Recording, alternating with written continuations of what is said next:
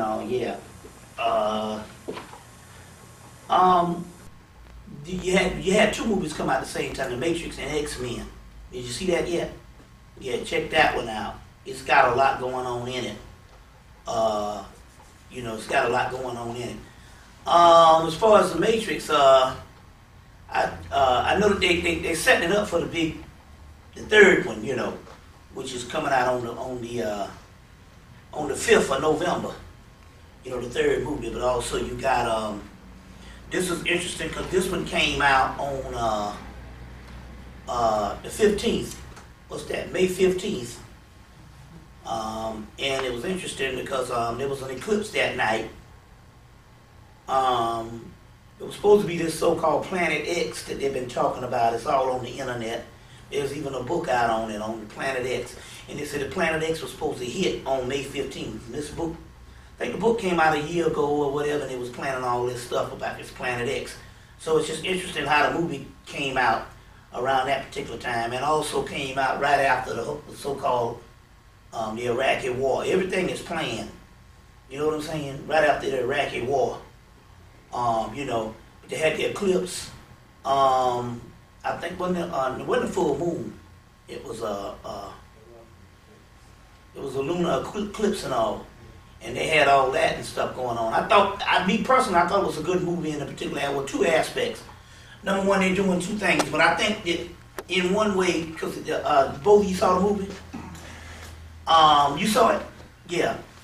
Okay, one way, when they went down to Zion, that was all black and African looking and the whole 9 yards and stuff like that.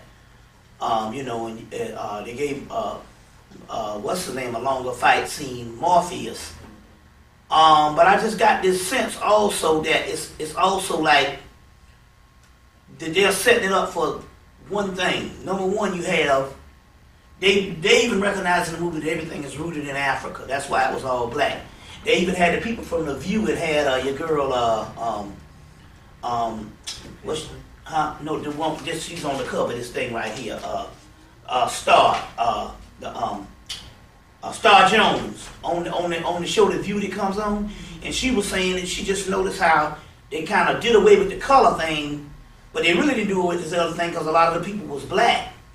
But and she said, but she didn't get this sense of color in the movie, and I'm like, you didn't get the sense of color because they added all, because it's one of the few movies where there's just all these white folks and stuff like that, with all these white folks, which leads up to the other question, because the other woman that was a part of The View, this other Italian woman that sits at the table, she was saying, well, we do know, she said that we know in my culture, or in my race, and she was talking about Italian Americans, that the birth rate is extremely low. And so she said, well, and so it looks like it's going to come to a beige type of non-white society, she said, and all. And they made comments that even your boy Keanu Reeves is part Chinese, part Filipino, or part like Hawaiian. Mm-hmm. Part Hawaiian, and they made comments that he was part Hawaiian and different things like that also in the movie. So they made and stuff. So she said, well, look like they're not gonna be no whites here in the future. Then she said, and maybe that might be for the better. This is what the white woman was saying. And also, you get this sense that they're trying to make this thing in this particular movie part. But then again, on the other hand, metaphysically, what they're also trying to do, you have the old eon in metaphysics, or the ancient gods, and then you have what is called the new gods. So on one hand, metaphysically, what they're trying to do here it is, I get this sense that the white boy is still the Messiah. You see what I'm saying? And they come in and they had all these different races of people come in and put all the stuff down by the door and stuff like that and all. So it's still got that same, in one aspect, it's real cleverly done that it got the same Jesus, white Jesus, Messiah thing extended, which they can't run this shit with the regular old Christianity thing, so they got this extended in this movie, real sophisticated movie, and they got this whole thing extended as this whole thing extended into, we're still looking for that non-black Messiah. Now, I'm still talking ahead of myself because the simple fact I don't know what the third movie is about. And when it was talking to the cast members, and it was the cast members on Charlie Rose, and it was talking to the cast members, they said that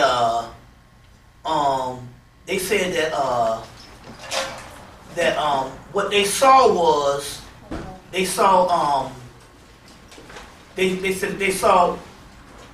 you got the machines that's ruling and you got the humans that's ruling. And so in so many words they kind of asked them, well, what you think is going to be the ultimate? Do you think it's going to be the ultimate thing as far as the machines ruling or the humans ruling? And they ultimately said that it'll be a little bit of both. So they kind of gave up the third movie a little bit on how they're going to try to fit this thing in the aspect of how they're going to try to do this thing in the aspect of whether they're going to balance it out and stuff. And you don't get this sense that they're going to actually destroy the Matrix. As when you saw in the movie when they got in the little room, they told him that hell he was a part of the anomaly. He was written into the script. So so it's kind of unfair to say where it's going, where it's going. You know what I'm saying? They've already identified the Oracle, the sister as the Oracle, as a part of the whole Matrix thing, or a part of the whole grand thing, of the Great Mother type thing also. So that was very interesting. They had a couple of mythological characters when they went down into remember the girl that was that wanted to kiss Neil in the movie. Her name was Persephone, but she was being held prisoner in so many words by this guy in black, which in so many words represented a form of Hades. What would they call his name? The Miravengi or something like that. Something like that. Which is a part of Hades. That's all in a part of the mythology. So they going somewhere with the whole thing and all. But still, yet it's a big ritual being done because of the simple fact it was released on the 15th and on that eclipse. You see, on that eclipse. All this stuff, it is tied in. It's just like when, right before the war, when George Bush said he gave the ultimatum, he told Saddam Hussein saying to surrender.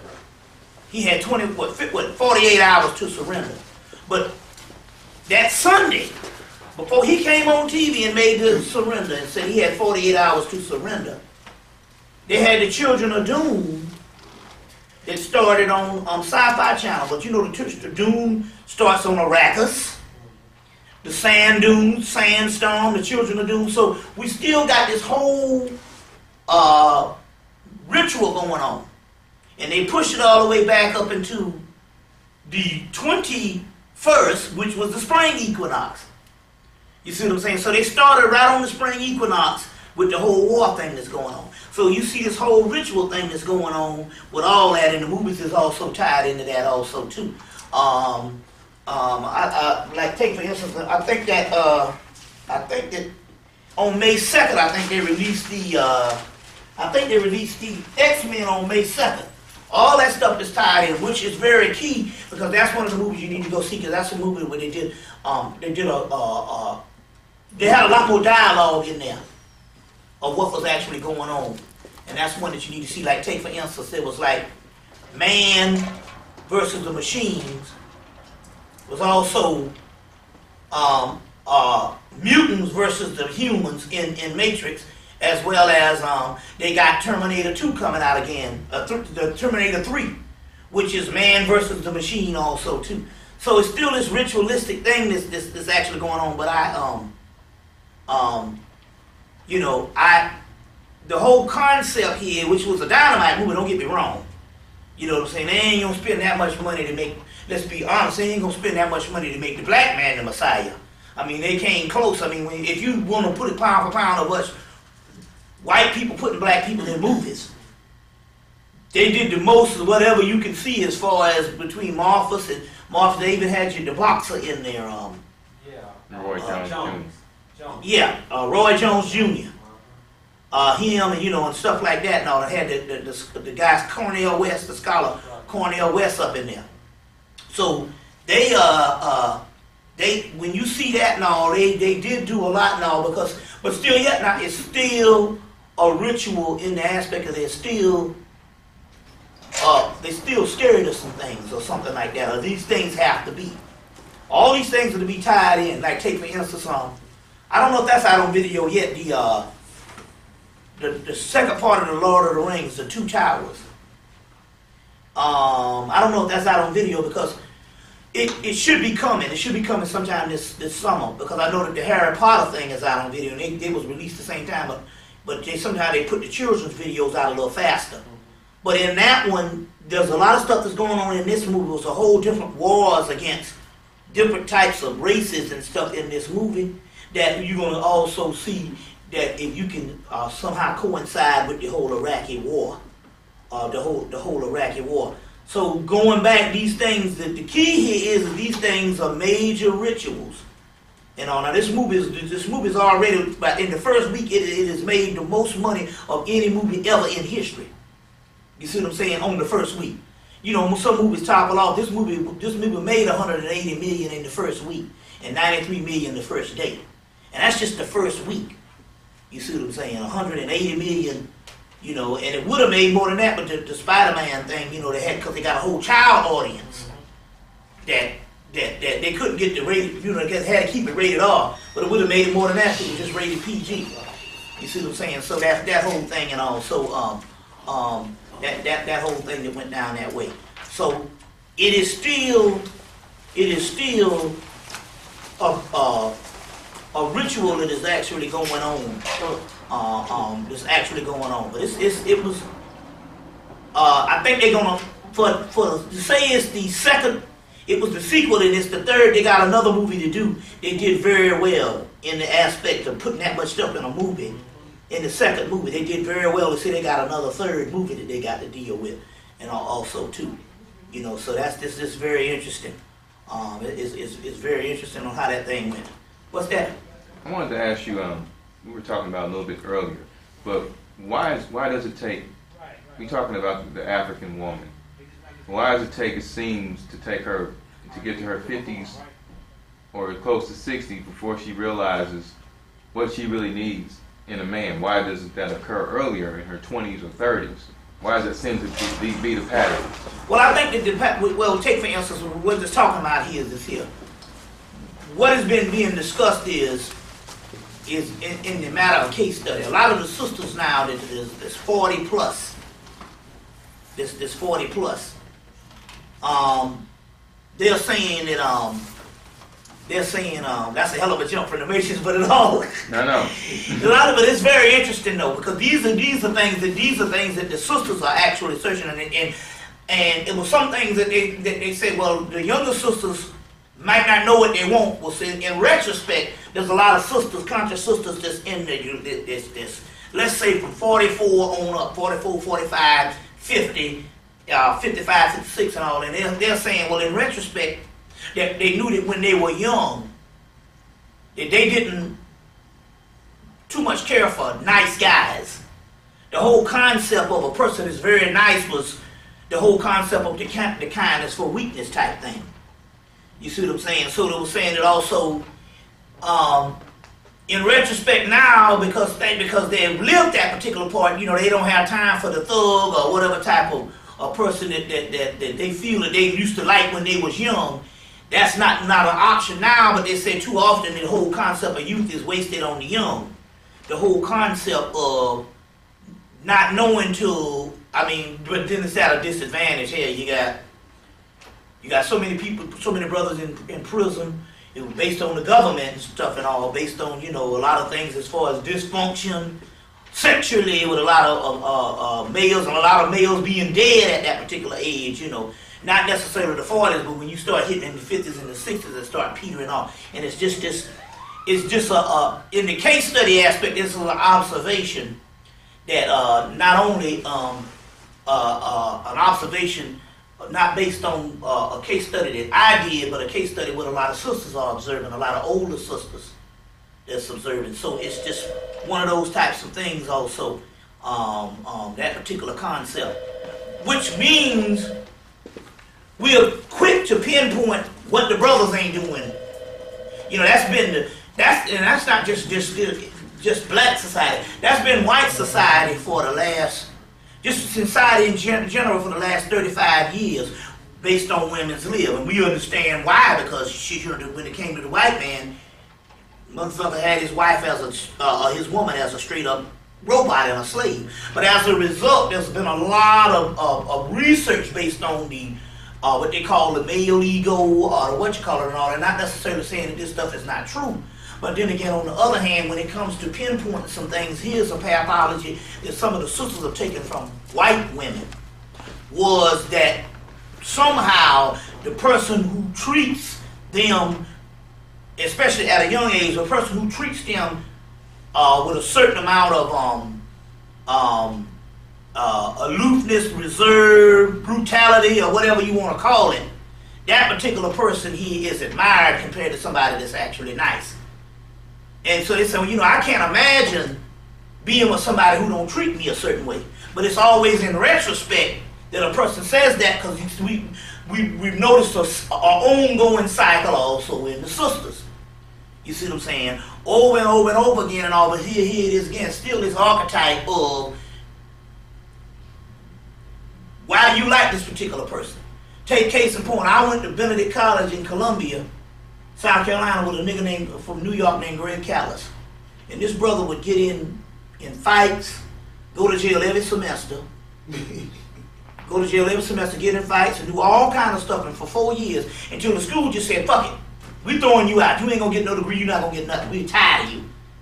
You see what I'm saying? And I remember the day he was going home, and this guy here, obviously we was talking about a form of mental illness. You see what I'm saying? Because the person is tall and because he's functional in the aspect that he's not walking around in polka dot drawers on the campus, because he's functional in the aspect of society, he's still mentally ill. He's a psychopath.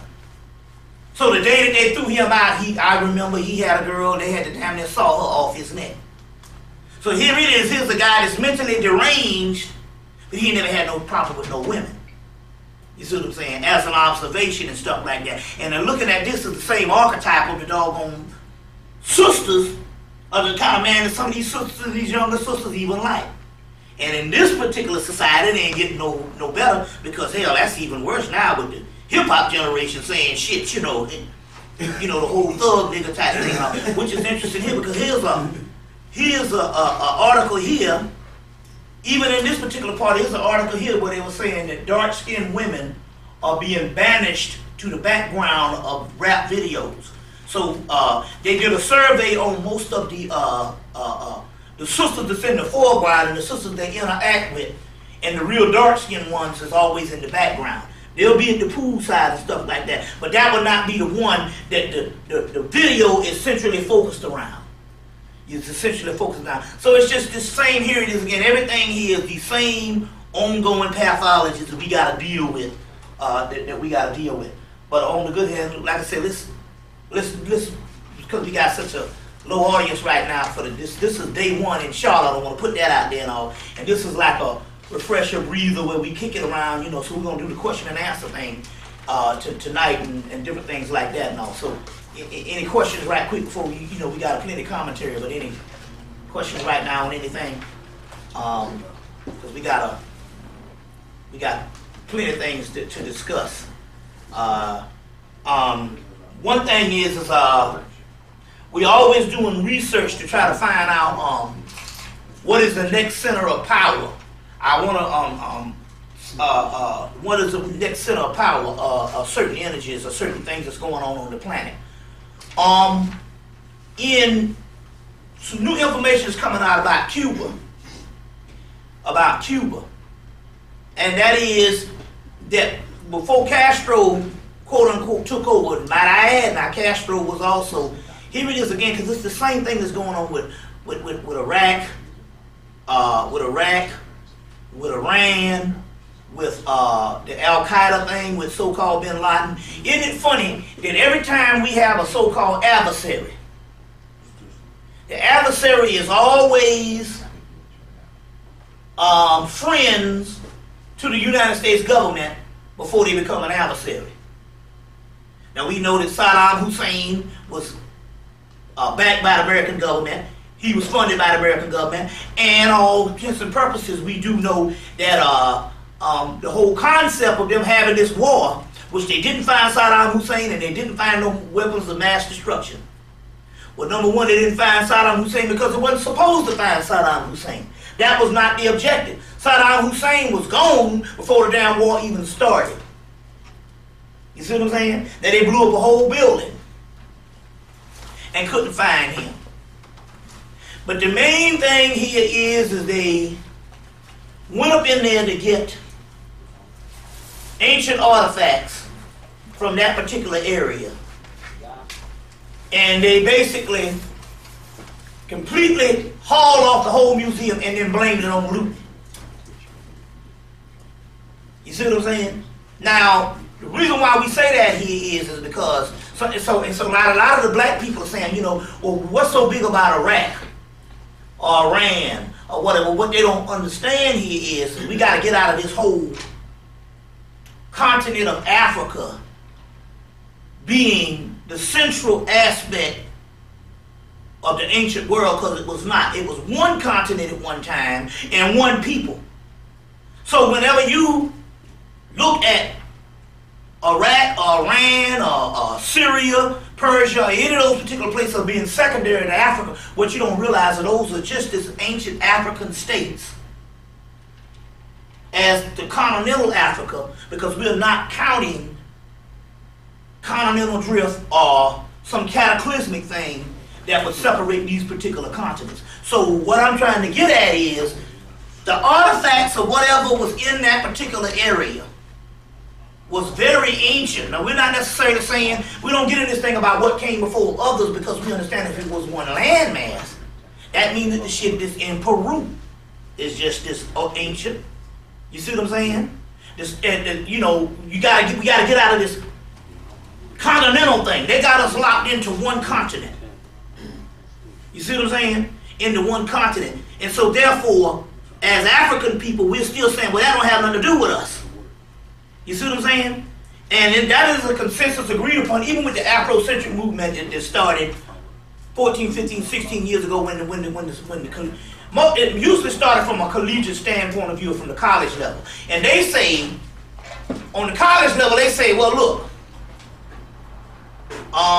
you can't have all the land. You got to pick a piece, because we got to share this stuff with all these people. Although they know that all the land is ours, they say you can't have all the land. So as a result,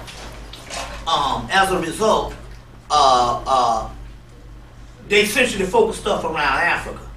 But the key here is all of that land, ancient Persia, which was ancient Babylonia, or ancient Samaria, and ancient Mesopotamia, or whatever you want to call these names, it wasn't nothing but Kush.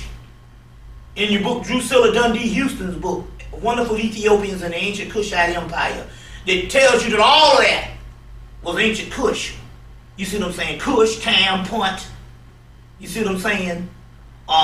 These ancient names for Egypt, Somalia, Ethiopia. You see what I'm saying? And that particular ancient Arabia. So what we're still talking about here is ancient Kushite Empire that we call Babylonia, or the Typhonian Empire. Now, I'm getting to the Cuba thing because this is very important, because it's all tied in. So, Kenneth Grant is a British occultist out of Britain. He's like the successor to Crowley. I made mention to something that the Typhonian Egyptians had these particular rituals that could destroy the earth. These are pre-dynastic Egyptians. Pre-dynastic Egyptians. And he made mention that they had stuff that could destroy the earth. He also made, so them looking at history, the Typhonians would be your Ethiopians or your Kushites that was pre-dynastic Egyptians. So the area that they also settled in with that Iraq or Babylonia, the Babylonian area, they would still have these particular rituals. So the government is saying, well, if they had rituals too that could destroy the earth, maybe there's rituals that could also saved the earth. So what it is they're trying to look for some type of ancient magic to somehow save their behinds. So they knew that in the library, because they looted the library and burned it, and in the museum in Baghdad, there was all these ancient artifacts. So the whole war was fought, not for all, because quiet is kept. If you know the history, America built the oil refineries in the whole Arabian thing. They built those oil, so it's not by oil, it was to get a hold to ancient magical aspects that was pre-Islamic. You see what I'm saying? Of that particular land. You see what I'm saying? Even Basra, which was right before they got to Baghdad, was 85% black. Now I went to an expedition in exposition in Atlanta back in 1989. It was called the Saudi Arabian Exposition. And in that exhibit, I'm walking around and they got these huge blown up pictures of Arabia. And they had Iran, the whole Saudi Arabia and the whole Islamic world. Iran, Iraq, Syria, Saudi Arabia. And I'm looking and I'm puzzled because it looked like it was I said, is this the West African exhibit? Because all the people were dark skinned. I mean, your color and blue-black. So they said when they got into Basra, it was blue-black people. And it's interesting here because they still sequester people, and the journalists automatically know that they always make sure that they fix the cameras on the lighter-skinned people. Now it was interesting because the other day on the news they was talking, because they're having these uprisings that they're having now over there. The shit ain't over. So it's interesting here. The next thing we know, they're talking about they're having these uprisings, and here go a brother walking down the street was blacker than coal. You see what I'm saying? And so they said that most of that area, real dark-skinned people, well, I know because I saw those same people in an exhibit in 1989. They had this exhibit. So they knew that they went into this particular place, and the main thing they wanted to do, when they got there, the first thing they did is they got that stuff out of the museum. Maybe the course of the war they took to cart all that stuff out while they bombing stuff. Or you never know, that shit could have been carted out a month before they even had the war. You just can't believe anything these doggone people are doing because they set this stuff up. Wag the Dog showed you that. So now in this thing here, but all of a sudden now the next thing here, they're going to blame it on looting. You see what I'm saying? They're going to blame the whole thing on looting. Well, they blew up on Panama back in 1989 and they didn't loot everything in sight. They have had wars where they didn't loot everything, you see, but that was the key. One of the main keys was to also get back up in that particular area, which leads us to Saddam Hussein and all his children and all this thing here, his sons. The whole concept here is it was all fake. They wasn't going to catch him in the first place. What's that? What they're going to do is when they looted those things, later on they're going to come in and wipe out the darker people, and then they're going to change the artifacts and put their faces on them. That's what you can't rule that out because the simple fact when they start that's what the ancient people was. That's right. They say, well, these are the people. They always do that. They did that in Greece. They did that in Rome because the Romans were started by the Etruscans and the Greeks were started. Greece was started by the Etruscans because we still talking about the ancient black people and all. Now remember I said that I saw some Greeks in 1995 working at some place in Atlanta, and they all had nappy hair. You know, and as a brother, it looked like some black people, fair-skinned black people with nappy hair. And I'm like, well, if they had got hair looking like this in 1995, what the hell you think they looked 2,000 years ago? You see what I'm saying? 2,000 years ago. As well as your boy, Dr. Charles Finch said that the Greeks had an 85% sickle cell rate. All of the Greeks. And you know the sickle cell rate, that means you got this, that's Africa. You see what I'm saying? So when you deal with this whole thing here, that's another thing, like it's saying, they, to ethnic cleanse. Now this is interesting here, because like you said, they can do that. They can go in, they can wipe out those black people. You see what I'm saying? And then ethnic cleanse them. I saw a book in 1998 about Bosnia. And in the book in 1998 in Bosnia, they was talking about the ethnic cleansing. But here again, they was cleaning off them last vestiges of black people in that whole Russia area, Bosnia, and all this type of stuff that, you know what I'm saying, that, you know, all this type of stuff that was cleaning up these type of people. So that could be a very well, you can't rule out the fact that if you cart off all of the museum pieces and put them on lockdown throughout Europe and then come back and even build new pieces for the museum, or say you found these new pieces, they'll look awfully white. Yeah, that's what I'm saying. Yeah. You see, they look awfully white because we know that there was so-called a renaissance that happened in the late 1800s where they had artists and artisans and all of those particular people that went all over they got artisans from all over Europe to go down into Greece and Rome and basically carve the statues that you see now. Yeah. It's all European looking. And then just basically, you know, knock off a few arms. Never the noses like they did in Egypt. But knock off a few arms and make the stuff look old. Now we know that can happen because the University of Chicago with John D. Rockefeller. Mm-hmm. Most of the John D. Rockefeller lived in the 20th century. You see what I'm saying? The first part of the 20th century. So most of the buildings on the campus was financed by John D. Rockefeller. And he went there and after they got through building all these buildings, he was like, these shits look too new. Make them old. And they went in there and you can go to the University of Chicago now, this shit look like it's 200 years old. It look like some shit from England. They made them old. So we know that they can make shit look old all they want to. You see what I'm saying? So they're just some big liars. Now take for instance, huge liars. Now, so my point here is they wasn't gonna catch him in the first place. I told people they wasn't gonna catch him because he works for them. You see what I'm saying? He works for them. The whole concept here, the sun and all this type of stuff here. Now it's interesting here because now there's some spiritual things that's also happening too. Number one, and Dr. Delbert Blair talked about this because they played it on the Art Bell show.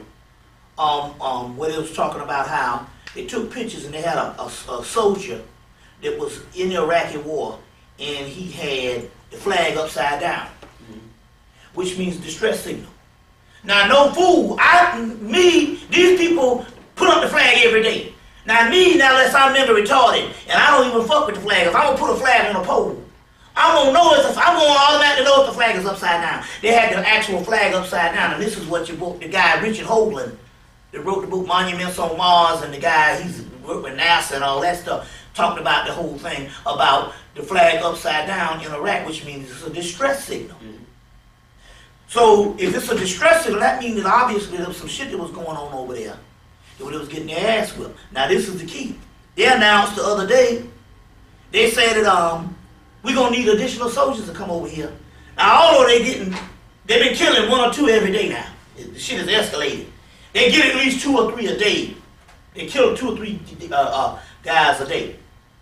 The guy said, well, that means we're going to keep the soldiers over here for as long as it takes.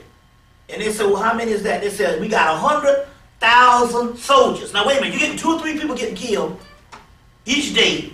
And you mean to tell me that you can get a regular police force to damn, hell, it was getting you got to get more than 2 or 3 people getting killed each day in a regular city, in a regular major city. Mm-hmm. Here it is, you get 2 or 3 soldiers killed each day, and they say, no, we got to keep 100,000 soldiers over here, plus we are sending for additional troops. So they done had 2 boats to come in, and they were actually sick when they came in. It was all coming down, so she would get into that in a few minutes. But the 2 boats was coming in, and yet they got to turn them around, and they said they need an additional troops. Well, even Phil Valentine, when I was up in New York, had made mention that they were still over there fighting. They were fighting, and they were fighting underground and all different places like that. And they were still over there fighting. Now here it is again because the guy Richard Hoagland came in and said there was a distress signal.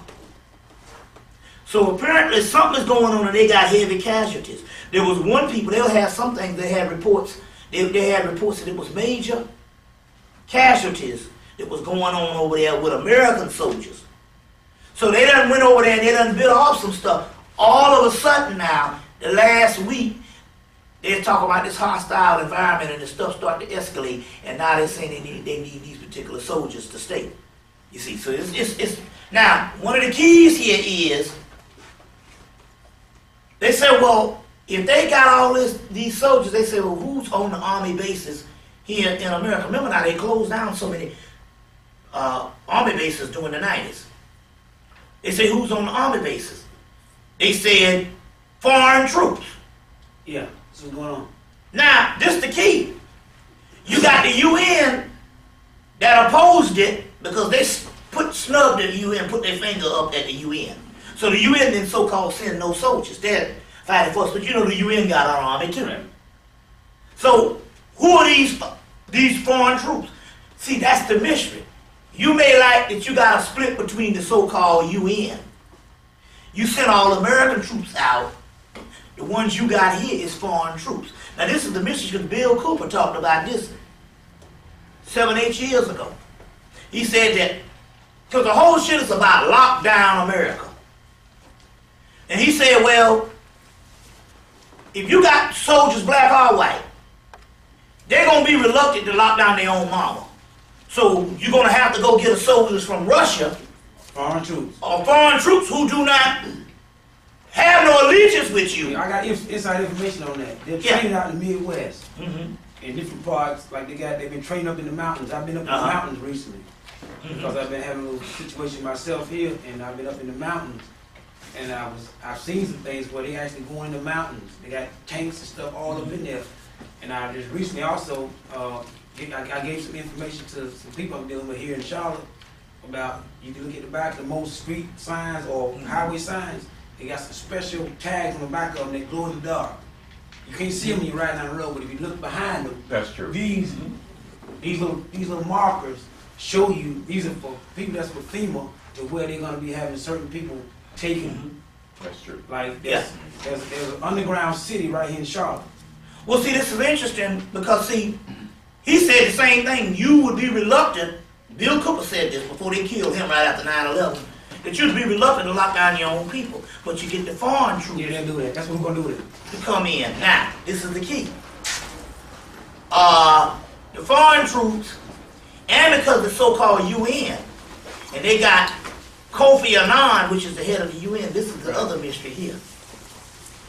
And I talked about this, I think I talked about this the last couple times I was here. I did a lecture in Denver. I did a lecture in Denver. When I did the lecture in Denver,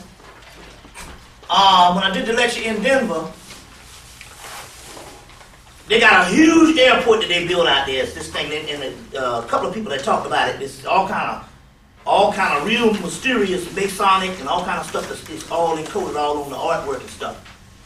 So when I was coming back, I looked, and then this is literally 1 month after the buildings blew up at 9/11.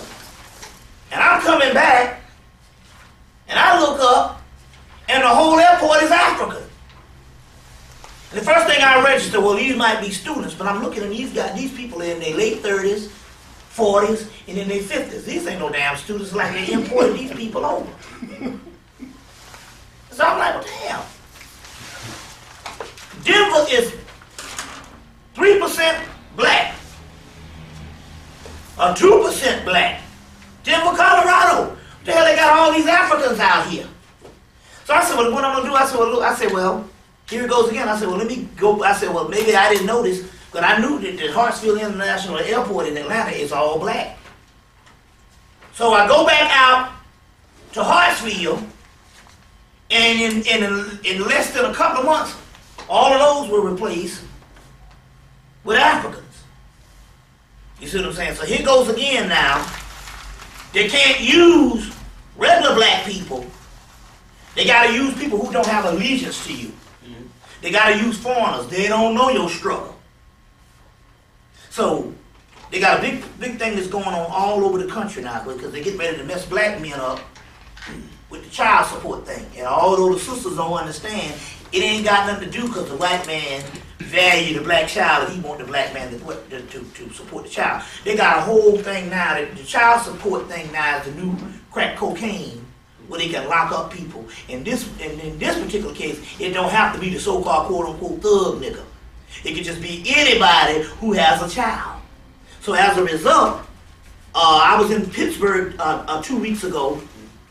3 weeks ago, I was in Pittsburgh, and they didn't have nothing there but, and in addition, one of the brothers who brought me in was a police officer.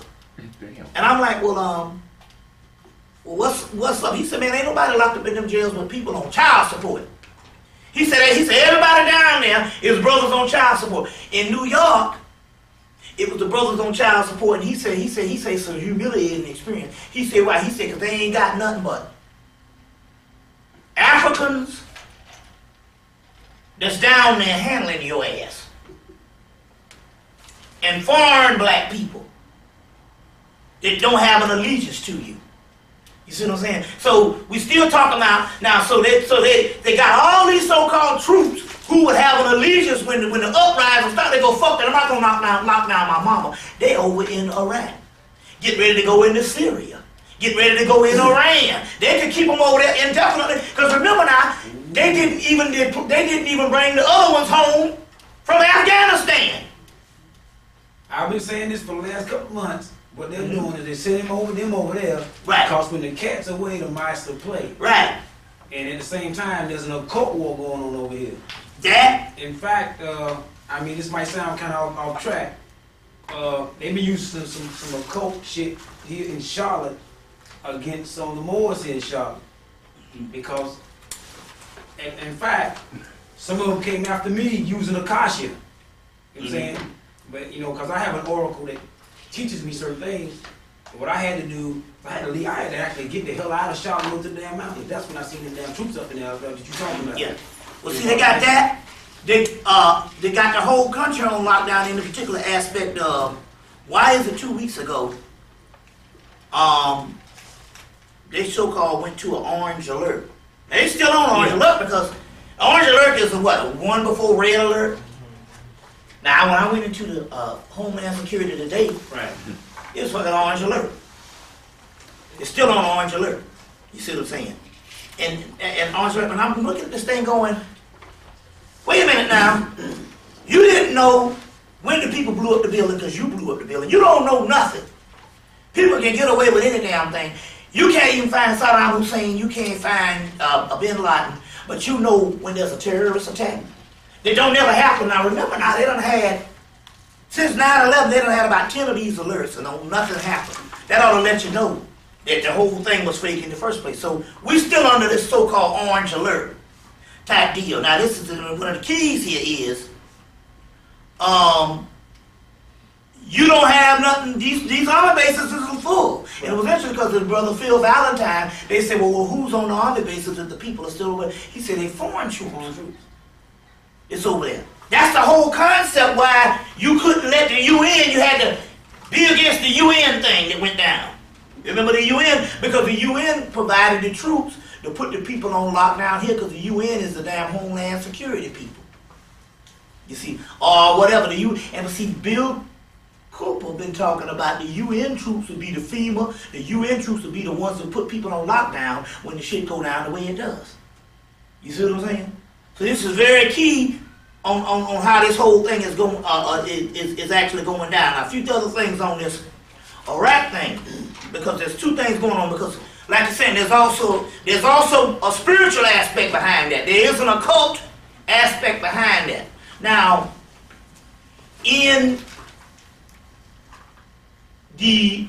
Arabic and in Hebrew and in Hemmitt, there's this word. It's called something else in Hebrew, but in Arabic and Hemmitt it's called Khamsen,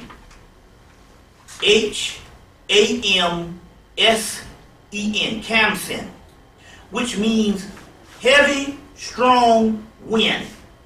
But they specifically say in both the Arabic as well as the Hebrew that this heavy wind, these windstorms, are spiritual. Yeah. Now in the Hebrew, the word spirit and the word wind is the same. So they have these spiritual aspects. Now remember now, America got caught in those spiritual things, those windstorms, before the war started. They was on lockdown for damn near 2 days, 2.5 days it was in this windstorm. Now, that carries a whole aspect of these spirits, or these jinns. You see what I'm saying? You get the word jinn, it's not negative in the aspect of what people think. These are forces. You get the word jinn, you get the word genie, it's all the same thing. You get the word genius. These are spirits. These are spirits and all. So these particular spirits of these jinns and stuff was on there, and they're on the actual soldiers. Yeah. This is very key right now, what's going on here. There's some stuff that's going on. There's some spiritual things that's going on. But my point here is they've already had a distress signal. Now my point here, even if the guy put the flag upside down by mistake, why in the hell would a movie camera or somebody, a newsreel, show this thing? But he put it, they don't make the mistake. Well, they did that so that when they show that on the media, certain people in government or the people exactly. would know that's a code word to let them know. Yeah, like, we are under heavy when you were talking about all the attack, the rainstorms and stuff that's been going on right here, like it's been raining every day. It's like for like 3 to 4 solid weeks period. Milk in my house would not ever, because my oracle told me that anytime milk goes sour in your house, and you just bought damn milk, that lets them, that's an indication that your house is being bewitched or somebody's bewitching you. Yeah, that was also in the movie Warlock. Remember that in the movie Warlock, the first one, when the milk goes bad, sours. In the movie Warlock. What movie Warlock? It's a movie called Warlock. In the movie Warlock, it came out in 1991. It's Warlock. I seen the movie, but I don't know if I there was a part in the movie when they went to an Amish. They went to a field house, and there was an Amish guy there. And the Amish guys, he said his house is bewitched. He said, I can see there's some bewitched. He said, why? Because he looked and the milk had soured. In the movie. Warlock, right? Warlock. I heard about the movie. Yeah, it's in the movie, and the milk soured in the movie. So that is a aspect of it. Also, we also can't rule out also this too. During the same time that the war started, now this is one of the keys here. Same time the war started, the movie Core came out. Now the movie Core, all this stuff started messing up all the weather. People started dying like shit is happening now. Yeah, they built a big penis and went into the womb. Right.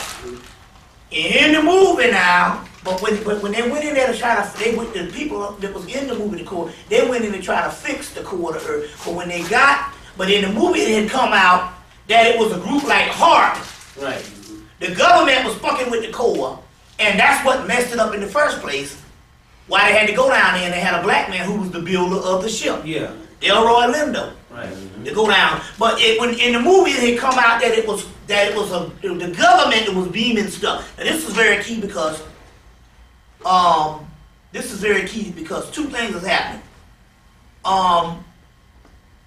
When they went to Iraq, they was dropping bombs and different things down there because they was trying to shut down a certain amount of energy because they had found there was portholes over in that particular area. They looked for the Stargate, the other piece of Stargate. Yeah. I was about to say that earlier, but I didn't know if you was going to go there. What's been going on is they've been going in to go through the gate. At the same time, somebody else been sending somebody else through the gate and been fucking up shit. Yeah, so it's a battle of some type of vortex of what they call Stargate that's in that area, and they said that they wanted access to it. Now, one of the keys here is one of the keys here is this, Zachariah Sitchin's work deal with a lot of that. There's a book called Flying Serpents and Dragons by R.A. Boulay, and he deals with the whole Boulay Society. No, this is an actual a guy's name. Yeah, okay. R.A. Boulay. This is a white guy. Anyway, he deals with this. It's called Flying Serpents and Dragons, and he deals with that particular thing also. That whole book, the majority of the book that he's talking about this stuff, and he talks about vortex, and he talks about these energies, is all centered around here again, Iraq. Now, the key here is, they were doing this bombing, and they was doing a whole lot of stuff. This movie Core came out at the same time. Now, at the same time the movie Core comes out, this spring, we be in June in Sunday, yeah. And it's been freezing. They actually wiped out spring, because spring it was either raining or cold. This is unheard of in the South. You see, I've been in Atlanta at least 16 years, and I've never seen nothing like this. You see what I'm saying? I never saw it in South Carolina and stuff like that and all, you see. So that's all, see, again, that's still also a part of HAARP. You see, they modifying this type of thing. Now, one of the keys here is because they know, well, two things. They know that they're trying to push this thing to get the people as much cold as possible to offset some stuff, because one thing is happening. They know that this summer is supposed to be one of the hottest summers ever. That's one of the keys. As also too, it makes sense if the gas companies is into some shit, you would want it to stay cold long enough so the gas companies can make their damn money. So they got a whole lot of things that's going on that type of thing here and all. But also too, the other key here is with Iraq and with HAARP here is this. They're trying. The Earth also has a Kundalini energy. We know this, your book, what's my man name? Peter Tompkins' book. He has a book called Secrets of the Great Pyramids, but he has another book called Secrets of the Mexican Pyramids. And in that particular book, he talks about how even the people in Mexico, how they found these particular indigenous people, which come from Olmec or whatever. And in that particular, in Mexico, those particular people, they do this ceremony to unleash the Earth's Kundalini. Now, that means that there's a certain thing as this particular Kundalini rising. And I also talk about the book, Mark Balfour's book, The Sign of the Serpent, where he talks about how the Kundalini is rising on the planet. So that means that the Kundalini rises on the planet, the Kundalini energy rises in us. So what's happening here is that they are shooting radar beams back down in the Earth. They're shooting this electromagnetic, whatever this stuff they do with HAARP, back down in the Earth to keep the Kundalini energy low. One thing is this particular reason also too. That is why a lot of the people now have low sex drives. And it's not just the males. A lot of sisters don't feel the urge to be horny no more. That is because the Kundalini energy, that the heart is fucking with some shit also too, to keep a certain amount of energy down, because they know that is the liberating force, or the particular return of the Shakti power, or the Shakti energy, or the Kundalini energy. So the whole heart thing is going on. Now going back to Iraq, it has a lot to do because that's also a part of an area, one of the parts of the area where they found these particular vortex or stargates and stuff, and they had to go in there and bomb shit. But it just messed shit up even more, because when they got there, it was too late, because when they had the windstorm come, the Kamsin, and they got caught in it for 2 days, whatever it is, it's already, whatever it is, it was already unleashed. Now this is the key, because they had one woman on CBS News that said that they said that every museum in the world, quote unquote, got in touch with the United States government and said, whatever you do before you even go up in there, make sure that you secure all of the artifacts. Now, we know these people are cultists. We know these people are secret societies. We know that they're more interested in the artifacts and the ancient mysteries that they can do in the world than they are oil that they got oil wells capped in damn Texas. We know that they own the fucking oil.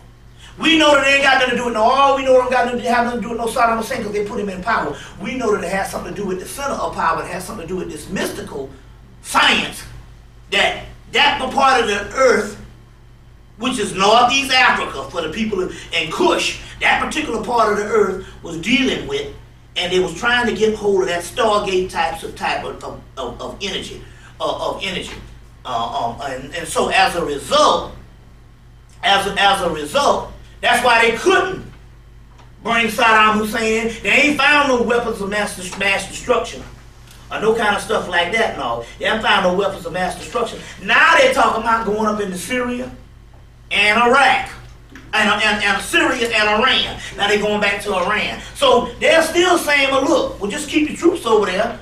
If you want to, we'll have something new to deal with when it comes to these people in about a month or in about the end of the year. For the simple doggone fact, these damn fools here are willing to believe any of this shit that the damn TV tell them. You see what I'm saying? Mm-hmm. When I was in the mountains, I was around a bunch of Europeans. And everybody up in there was acting like they was us. The Europeans were wearing our attire and they was wearing dreadlocks. Mm-hmm. I mean, it's like, it's the damnest thing I've seen in my life. I mean, they all up there, they in the glow balls and crystals and all that. Well, you see that in the movie The Matrix. And why I add, even in the movie The Matrix, that why is it also the top figures in the movie was all white? You know, even had the black guy who was fussing with Morpheus, and he was of the command of the ships, but his boss was a white man. And then when they went to the council, the white woman had an old ass white woman up there with fucking dreadlocks on. You see what I'm saying? With dreadlocks on. So this is very key on that particular aspect. But let me finish what I'm telling you. You're not gonna. I ran into a girl up there in the mountains, and her name was Akasha. Black girl or white girl? She was a mulatto. Mm-hmm. Her name was Akasha. Mm-hmm. And we had got to talking, right? And some things had transpired and everything, What I'm not gonna get all into that. Mm-hmm. But what I'm trying to explain to you is. You hit it or something. Yeah. Is that what it is? Yeah. You hit it or something? Yeah. You hit it. That's what it was. Nah, I hit it. I was gonna hit it. I mean, damn, we all But broke. at the same time, Yeah. there are people there's been people in this area using Akasha energy to try to suppress the things we got going on around us. Mm-hmm. You follow what I'm saying? Well, in one way, whatever it is and stuff, you gotta understand, whatever they doing and stuff like that, no, they messing with stuff that is in our favor in this particular aspect, because whatever they doing is damn light work based on some spiritual stuff. Is actually already back. That's the reason why they went up in Iraq in the first place. Yeah. And went up in Iraq in the first place. But the key here is you still. No. I'm talking about our own people are using Akasha energy against us. Yeah. Well, I'm just still saying though. Yeah. Well, but my point here is whatever they're doing, the intelligence now, the shift, what they call it. Right. The shift now is already in favor of whatever, and it's outside of these one or two little individuals or whatever. They can't do nothing about the stuff. That is the reason why they got the whole country on lockdown. They don't have the country on lockdown because of some terrorism. They got the whole country on lockdown because this is the only way that they know how to arm themselves based on what is getting ready to actually jump off. Now they're still doing rituals because they did this major ritual here the first of the year. Right. With Michael Jackson. Right. Now, they had all this campaign against Michael Jackson. You see what I'm saying? They had all these specials on, talking all this stuff. He had to do one special to rebut the stuff, but they had all these specials on. But people don't understand. They could have put the specials on in January, or they could have put the specials on in March. They put the specials on in February to counter Black History Month. Yeah. Very key. Yeah. They put them on in February. Why is it that they take, number one, the greatest entertainer the world knows? Now, first of all, Michael Jackson, all the other stuff that we accuse him of with the lightening the skin and the cutting off the nose, he was that shit in the 80s. Yeah. And they loved him. He was that stuff long before white people considered, they loved him. You see what I'm saying? When they was loving him, he done cut his nose off and he done did all this shit here. The point I'm trying to make here is, despite that, and all of a sudden they interested in his nose jobs and stuff. They wasn't interested in it in 1981 and in that 1989. No, I mean not 1981, 1991 when he did the Dangerous album. But when you start going on back, because it was actually the Dangerous album when he did Remember the Time, where he went up as the Pharaoh and all that kind of stuff. And just stuff. That was the early '92, and then by '93 they done, put this whole pedophilia thing on him.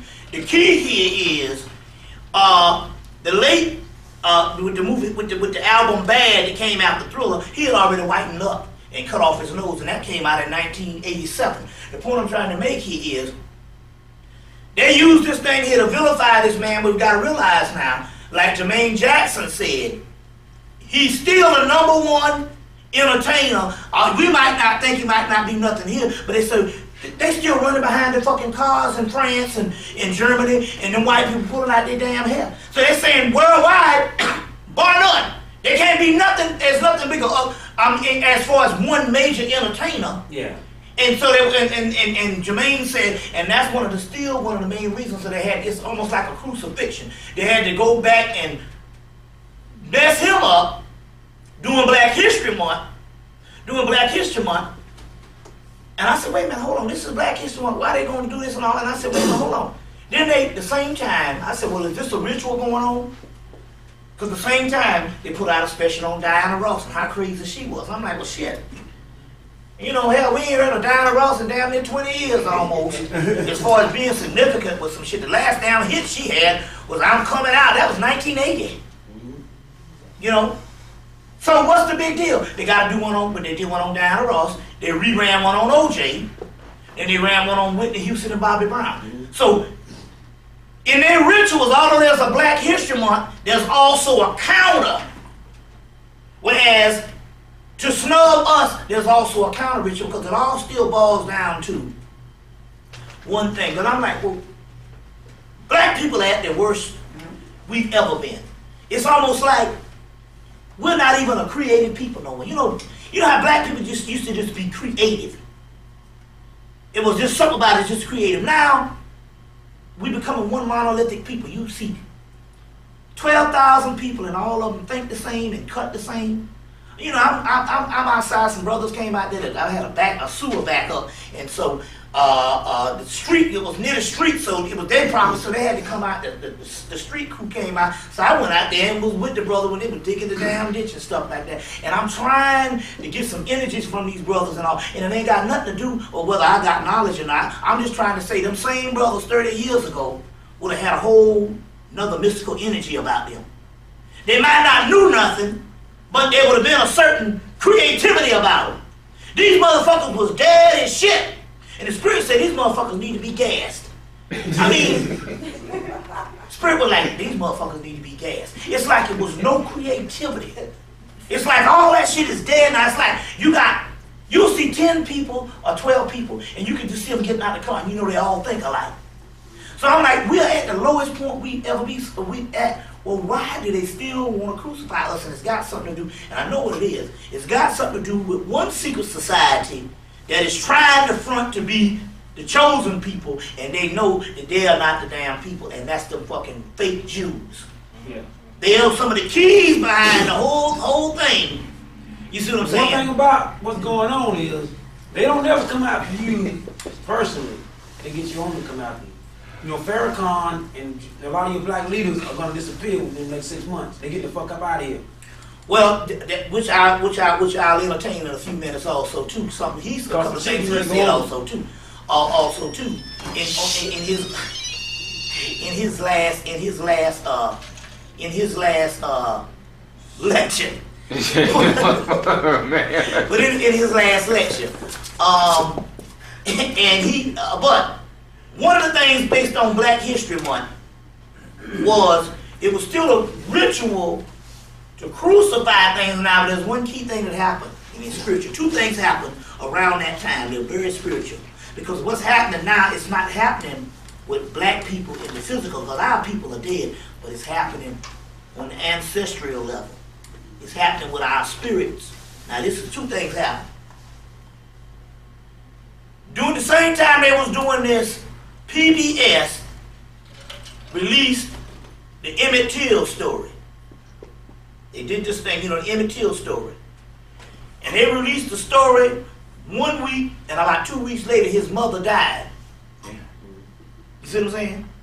And it was the Emmett Till who was the sacrificial lamb, because Rosa Parks and all that stuff didn't happen until a year later. It was him that died, and the mama decided to open up the casket, and black people said, we had enough of this shit. So they released the Emmett Till story. Another thing happened in the state of North Carolina that was very spiritual. Charles Drew, who was the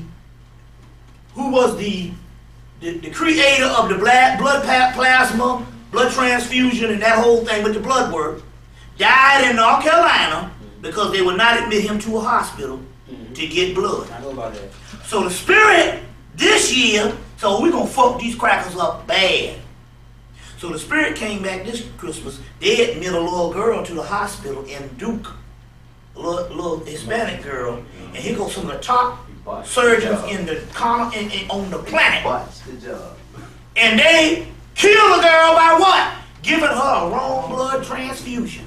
Something as simple as just giving her the wrong blood. They got a room full of fucking blood, and they kill her by giving her the wrong blood. My point here is, now let's look at the scientific aspect of this.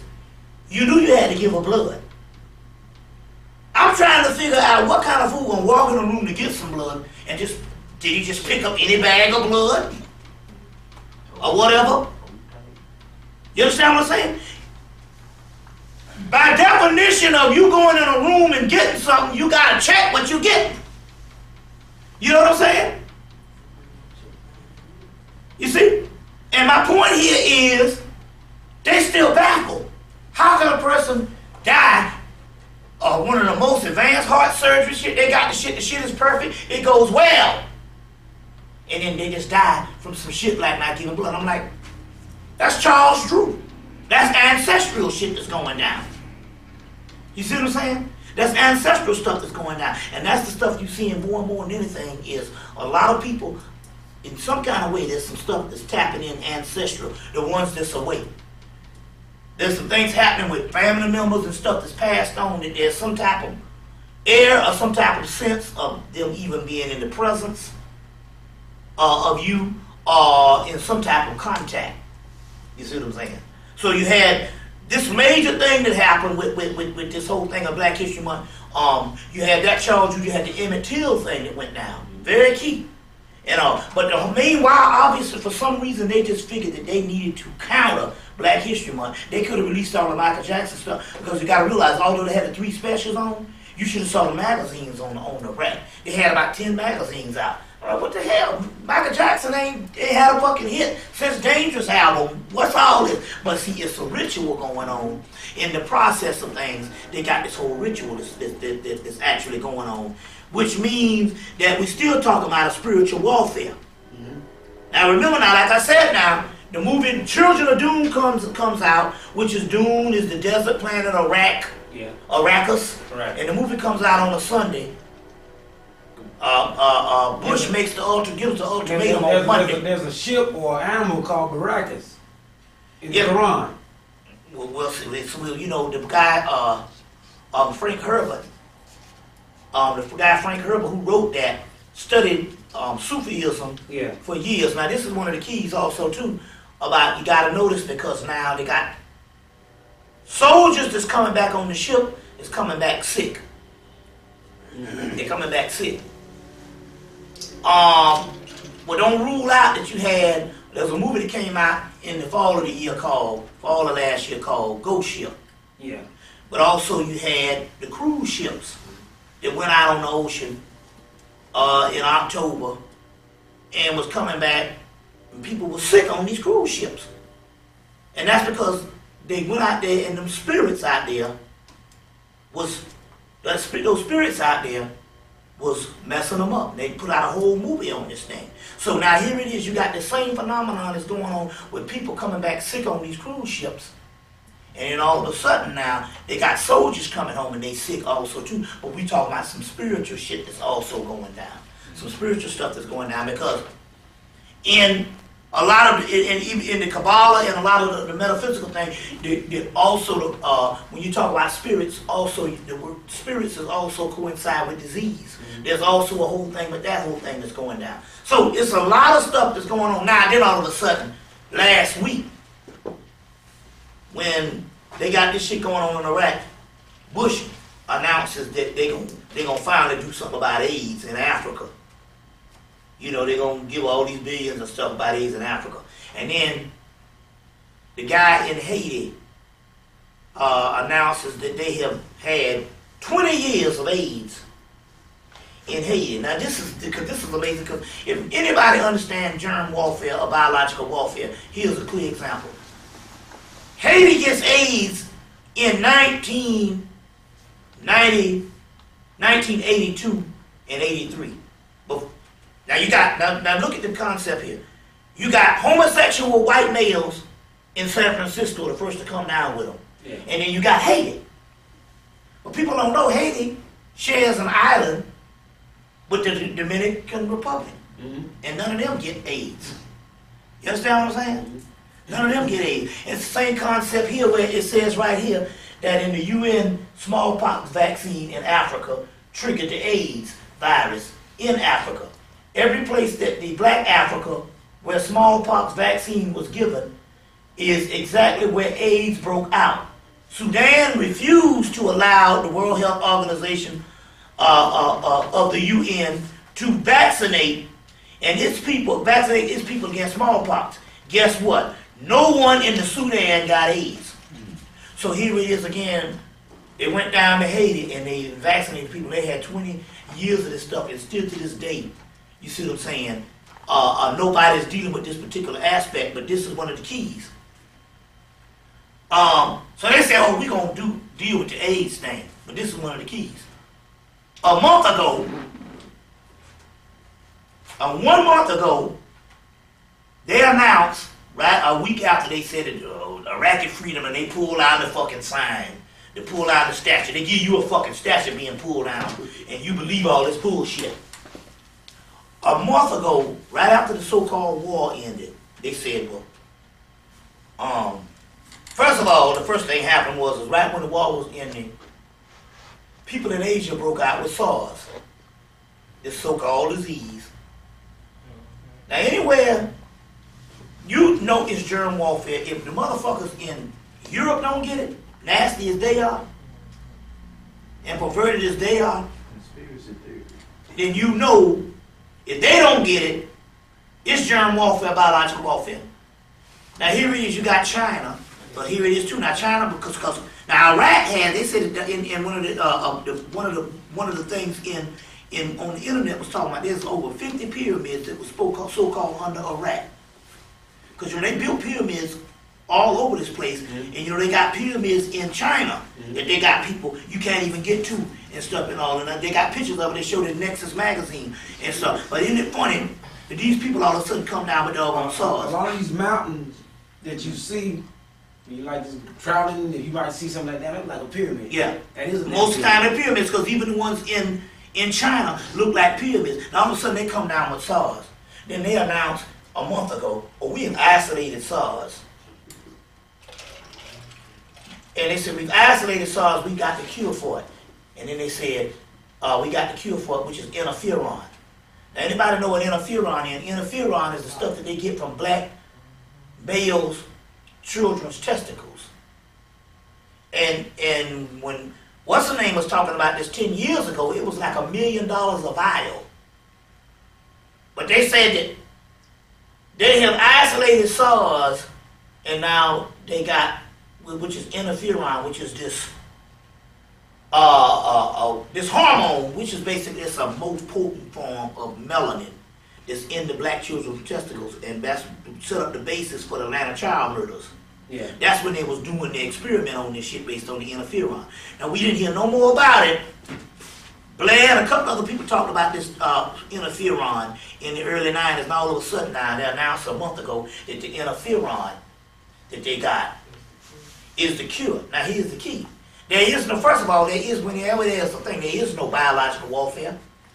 There is no fucking SARS no more than the SARS that let's put it this way, there is no virus. It's all biological warfare. So, if you put out biological warfare, there's got to be a reason that you're putting it out. And if you put it out, that means that you're gonna, and remember now, most of the time they put out these things, it's always the vaccines that they announce, which is the one that makes the most money. It's the one that they gotta go and lobby with. So in so many words, there is no disease, it's just pharmaceutical. Yeah. You see what I'm saying? They will put out a cause to get a response, and the response is always whatever drug they want to put out. So we know that there is no SARS. You see what I'm saying? That's because they funny now. They announced on CBS News and CNN a month ago that they can cure SARS with interferon. Now we know when they do this, if SARS is biological warfare, we know that they are just only trying to find some kind of way to come out with the interferon. Now this is close. We're going to talk about this in the next couple of days with the interferon because that's one of the keys. The interferon, first of all, because if you go on the internet and look up interferon, one of the keys with the interferon, they said that it does, with interferon is, now they just said that they isolated the SARS a month ago, but one of the keys now secretively with this interferon over the course of 10 years, with this interferon, they're saying that it is the key thing in curing muscular sclerosis. And you know, muscular sclerosis is supposed to be your whole nervous system gets fucked up. So this is some shit that's so powerful that it kills the whole nervous system. But it's interesting because I think either right before Christmas or right after Christmas, they announced that they had cures for muscular sclerosis. They don't have cures for AIDS, but here's some shit to make a motherfucker just wheel up and just, he ain't got no part of body function or nothing, this shit here. They don't have no cure for nothing. They can't even cure damn near nothing these days. Half the shit has got all the side effects, but they can cure muscular sclerosis, and all of a sudden they can cure this damn SARS before the shit even get out. The key here is now look at the science here. They say that they can cure SARS. When you go on the internet, they say that the what's the name can cure muscular sclerosis. Is that how you pronounce the shit? I don't want to get the. That's pretty close. Yeah, that's whatever the deal is. And they can cure this thing, but all of a sudden, so they say they can cure SARS before the shit even get out. And then last week, they were playing with people. They announced that they got a worker from the CDC went over to China and caught SARS, and they had to ship him back here. Now, he didn't die like the rest of the motherfuckers. They had to ship him back here. And then they announced they got 8 cases in Atlanta. I said, oh, here comes the shit now. Look at this motherfucking shit right here now.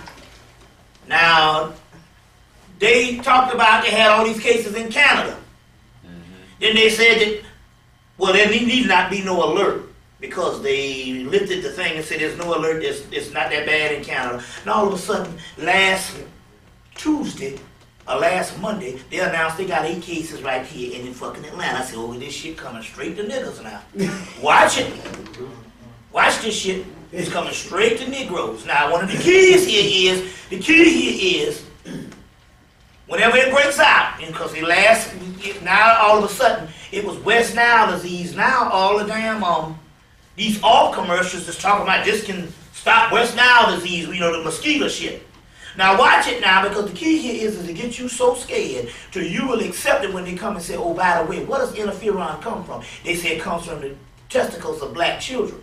Now my point here is this: if it was $1 million a vial in 1993, how is it that they can isolate stuff, that they got all this stuff on the internet now saying that it cures muscular sclerosis and it cures SARS now, because they just announced that.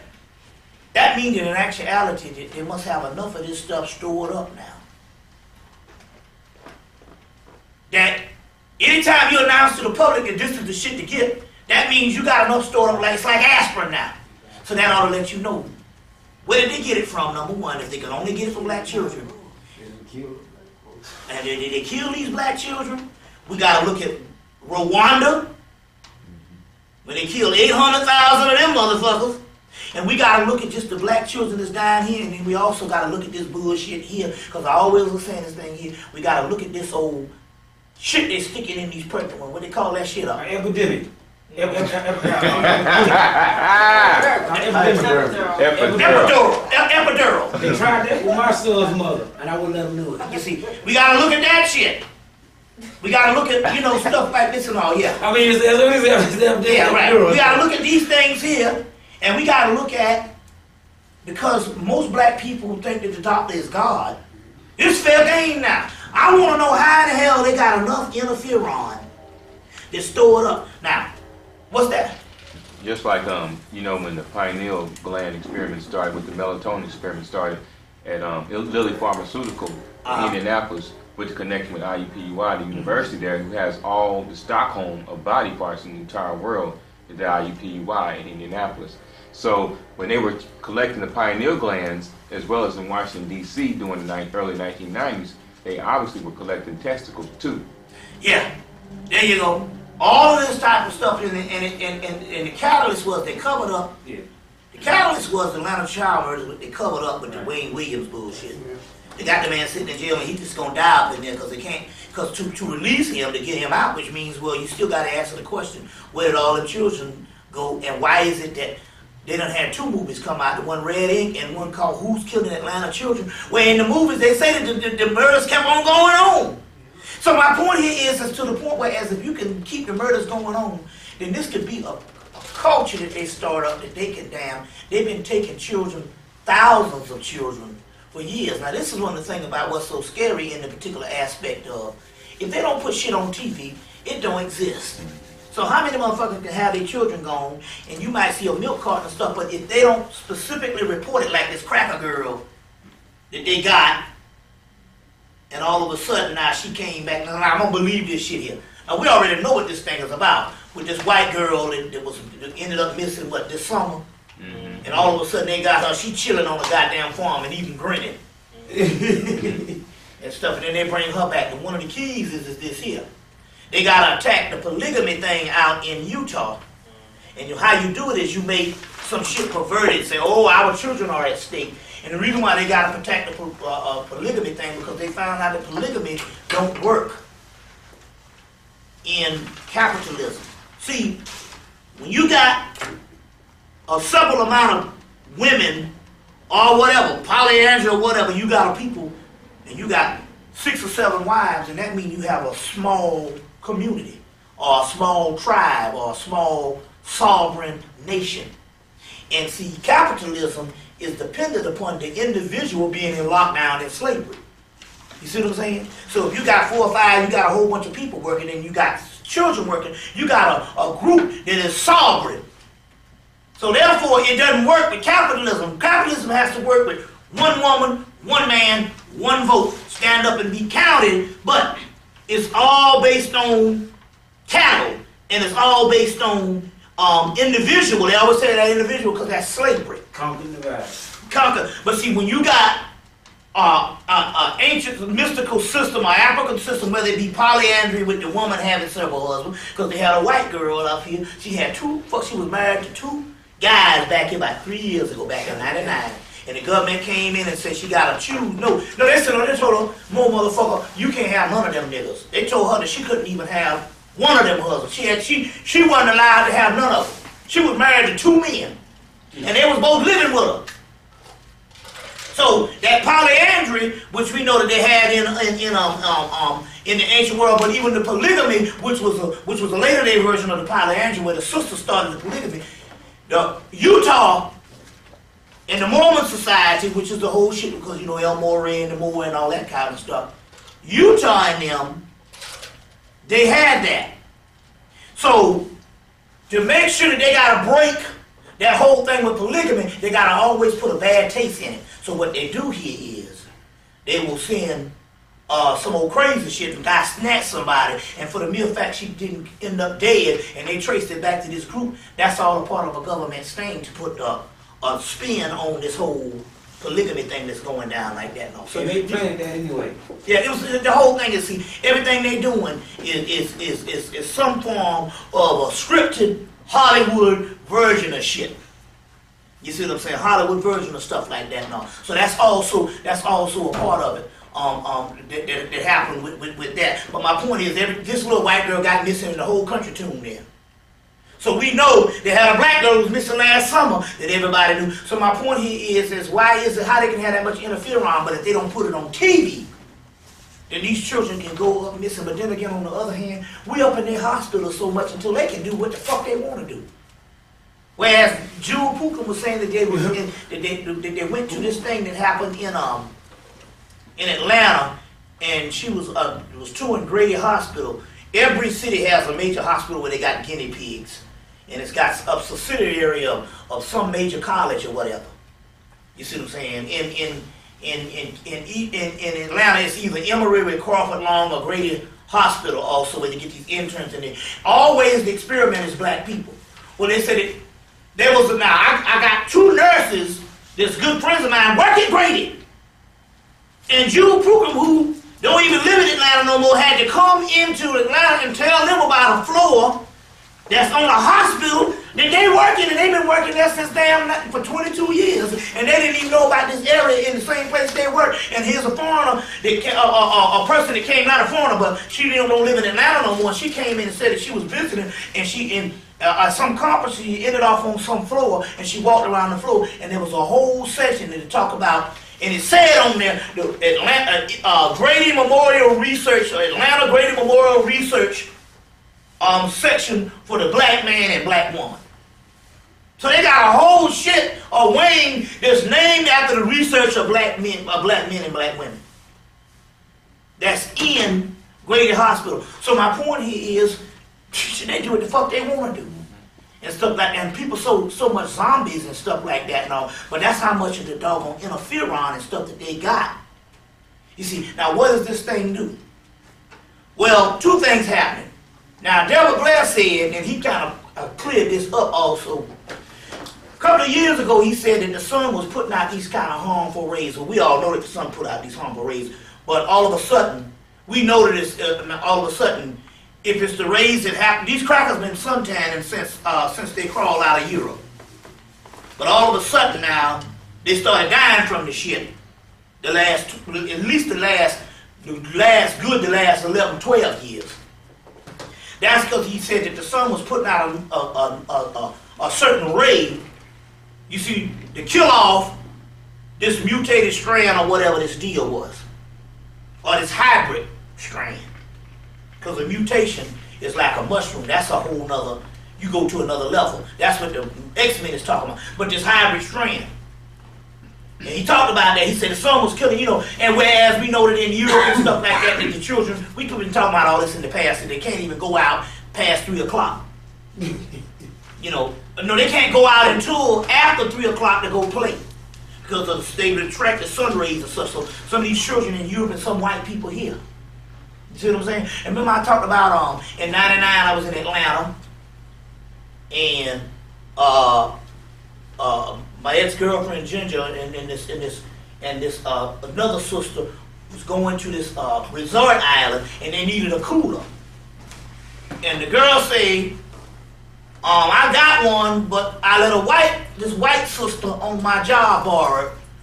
We need to go by her house. So we go by this woman's house. And this woman comes out, and she said, y'all need to stay out of the sun. I guess she just didn't know. Y'all need to stay out of the sun. She said, look, I done put so much sunscreen on my child, and he still go out there and still get burned. I don't even let the motherfucker out the house. And stuff, and he still get burned. She said, I can't go out at all. So we know that there's some kind of rays that they're shooting down and it's killing these crackers. And this is what Delbert Blair was saying, that in actuality, although the chemtrails, they act as two things. It was dropping all this stuff on us. Obviously, the stuff is stopping now. It's not working because it hadn't killed us all off. But he said that but the chemtrails was also, because even though some of it is invisible, it's blocking out the rays, these harmful rays. But what's happening now, the rays are getting so powerful until they're breaking through the chemtrails. And now this shit is killing them. So the rays are so powerful now So that's what this whole hot thing is with the weather and stuff. They gotta keep it raining, they gotta keep a lot of shit, and they break. And so this rain is so powerful now that they're breaking through the chem. This stuff is, these rays is breaking through the chemtrail, and that's what they need the interferon for. They need the interferon as some type of protecting agent, because that's the most powerful shit on the planet. And the harmful rays now, he's saying the shit ain't working no more. And which I want to add this particular question also too. Now, because I was recently in New York and I was in Pittsburgh doing a lecture, and the planes can barely stay up in the motherfuckers. If I ain't had my magic on, I'm like, God damn. These shits is bouncing around just like this. I'm like, God damn, what the hell going on here? It feels just like a boat on the ocean. And I said, well, it is bad weather. You know, the last 3 weeks it was fucked up. Well, today in Atlanta, the sun was shining and everything, and when I went up, the shit was still bouncing around. I'm like, they either got some kind of shit, either it's something They're changing yeah. the tone of the vibration in the atmosphere.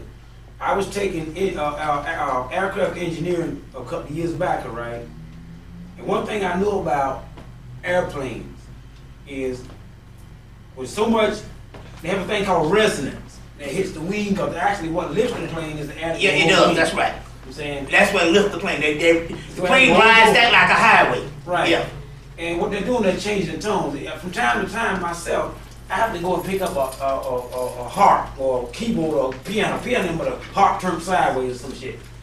And I have to play the harp or keyboard or something. Yes. I have to really attune myself, or I can't even play a damn guitar. I have to go pick up a guitar and try to play a guitar just to tune myself with the vibration in the atmosphere. You know what I'm saying? And shit like that. Because what they're doing, they're changing the tones. Like when I went up in the mountains. Because it's been a whole May Day for me. The whole month of May, starting in April 21st, and shit started happening to me. Motherfuckers start throwing rituals on me and fucking with me and shit like that. You know what I'm saying? I had to actually leave Charlotte. You know what I'm saying? And get for some and do some shit. You know what I'm saying? And what's going on is they're changing the tone. Yeah, but see, it's the same thing was happening with that as well as the. That's why you get so much rain. Well, that as well as the chemtrails and all that. But one of the keys here is they're still fighting to block out these shits that's killing their ass, these rays. But one of the keys is they need the interferon also as a agent to somehow protect him. Now, apparently, this interferon, the one, because we're talking about the most potent form of melanin, because it's fresh. I mean, the shit is coming from right from the so-called astral plane or the cosmic plane, because it's coming out of children. When they first, That's the melody. The melody. You know what I'm saying? They're changing the pitch. Well, that is, and this particular most potent form of this interferon. So therefore, whatever this thing is, they know that also it is the most powerful or the most expensive aspect of any kind of thing that can basically cure. If it can cure muscular sclerosis, that means it can cure damn near any disease in the world. Why? Because even when they tell you about children, the children have a 2 or 3 year immune system. Their immune system is, no. So they say something about they are immune. 2 years. That's why you have to give them shots for 2 years. Well, so the whole first year you have to give shots. Because they are not immune, or they are immune for 2 years. They are immune. They are immune. That's what I'm saying, right? They make you give them. Oh, that's why they gotta get them right to offset that. Exactly. Yeah, to reverse that. They are, because what I'm saying was children are immune for damn near 2 years.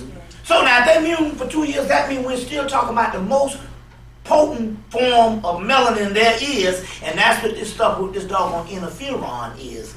The most potent form of this particular melanin. So now you got to find out whatever type thing they're doing, even with the babies, as far as the whole concept of the babies, in the concept of how they got access.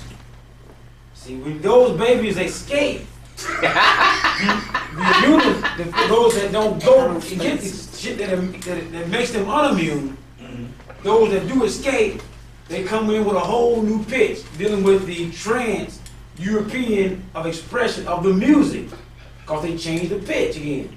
That's why that's what the whole thing change with the tone. But it's a multiplicity of things that is going on. But here again, when they announced a month ago. Now, it was interesting because they announced a month ago based on they had the interferon. One of the sisters from Chicago came in and when she went to the internet to do the work on the interferon, all she got was all this secretively over the last couple of years is this muscular sclerosis research. She got all this research that was being cured by interferon, but yet they did announce right before Christmas that they can cure muscular sclerosis. Now here it goes again. You got the whole interferon thing that's going on now. This is one of the keys. Now this is one of the mysteries because you got to tie this shit in. If Bush last Wednesday, this past Wednesday, past Tuesday or Wednesday, said that now we are taking billions of dollars to cure AIDS in Africa. How are they going to cure the AIDS in Africa? That's the mystery. With interferon. See, what it is they got to make something available. When you find out where it comes from, you're going to be like, this is some bullshit. But if it cures AIDS, and if it cures the Africans, see the mystery? You somehow won't mind it. See how this thing go? Oh, well, you got to take the good with the bad. You see what I'm saying? Remember I had all this stem cell research bullshit that was going on? Stem cell research and all this kind of thing. See, all that shit, because for ain't no research when it comes to their shit, because they little ass ain't nothing but what they call a clump of puss and stuff. You really it's a hybrid.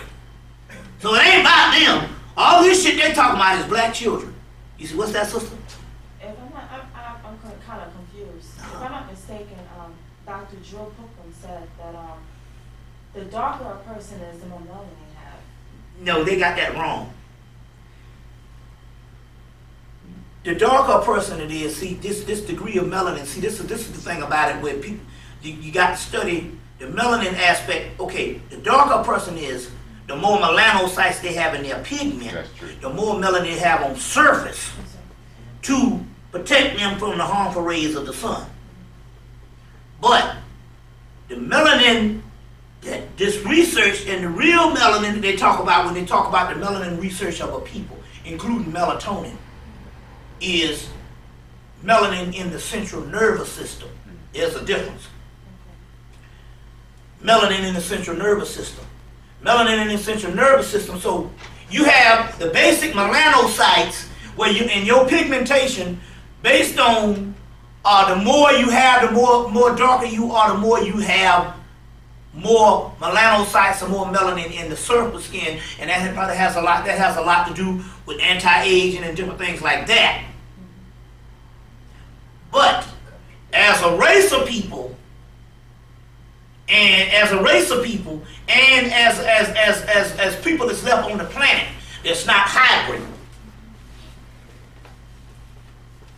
which is artificial, the melanin research that they're talking about is in the central nervous system. Where AIDS can't live. Yeah, but what I'm trying to say is also too. In this, but what I'm still trying to clear, just to say this particular part here too, I'm answering to your question is the melanin in the central nervous system is the key aspect, and that can be on that has to be on the same degree production as, although the melanocytes doesn't have it, it doesn't have it. The melanin in the central nervous system, whether you black, is the same degree production in the aspect of it comes from the metaphysical aspect of the soul produces this melanin. The carbon is produced from a particle of light that's inside of the body. This is a metaphysical aspect that most of the, unfortunately, when you're dealing with when you're dealing with when you're dealing with medical and chemical aspect, those are byproducts of greater mysteries into this particular thing here. Because melanin is what is called an occult science. And occult means hidden science, and it's dealing with the metaphysical aspect. And in that particular case, the melanin that we talk about as far as black people is in the central nervous system, and it has nothing to do with the different hues of the skin. It with the different hues of the skin, and that's the difference. And that's the difference. Now, when we talk about the central nervous system, we're talking about, this is one of the keys, because most of you researchers, because we talk about the production of the pineal gland. Also, it's not only is it in the central nervous system, it's also in the gastrointestinal tract, the gastrointestinal tract and all, as well as dark eyes and brown hair, because you got a lot of light-skinned people with dark eyes and brown and dark brown hair also too, which we talk about an inner aspect. To give you an example, we talk about the inner ear nucleus, which is inside of where the pineal gland is, what actually gives you the sight. So sight comes from hearing. So the inner ear nucleus not only gives you hearing, but they said it gives you sight. That's in Richard King's book, African Origins of Biological Psychiatry. In his book on page 30-something, it's in there about the inner ear nucleus. So we're talking about an inner melanin that we're talking about here. Inner melanin that we're talking about here. What's that? Apropos to that, I don't know if you're familiar with Carol Barnes' book, Melanin, the Key to Black Greatness. That's a good resource it's exactly what he's breaking down. It's a good resource to check out. Melanin, the Key to Black Greatness. Melanin within. Yeah. Melanin. Excuse me. By Carol Barnes. Carol Barnes. Yes. Yeah. You see, the inner melanin, that's the one that they talk about. The other one is called what, UV melanin? I don't know. Well, there's Carol Barnes talk about UV melanin or whatever, but I know that melanocytes, that's the whole thing based on the pigmentation. Based on the pigmentation. Which also when we get information, see, there's several ways to get information. One way to get information is based on what is left behind archaeologically, anthropologically, and basically texts. But then again, there's another way also to get information, and that's also from, you can clear up information from the psychic realms, from the actual psychic realm. So there's several ways to get it. Because how did the original information get down here? It got down here based on someone channeling it from a higher source of energy, or a higher source of knowledge, or a higher entity form.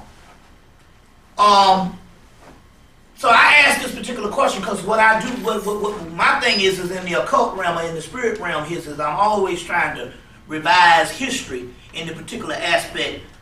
Not revise history, but trying to always clear up certain aspects of history that we don't have certain answers to. Now, I got to take the immigrant humans and the human artificials. I did one in '93 and I did the other one in 2001, which is a follow-up, which about the white man being created based on laboratory thing, and and the white man being created. And I had so much information from the '93 one. After the '93 one, I had a great deal of information. After the '93 one, I had so much I had to do a second tape. So that's been. And literally like the Egyptians' own mouth, I found a text in 98 said that our biggest problem is we learn how to create another race of people. So, given that, there was still this thing that even in Richard King's book, African Origins of Biological Psychiatry, which is the prototype of the Melanin book, where he talk about there's still, what, 4% white people who have melanin.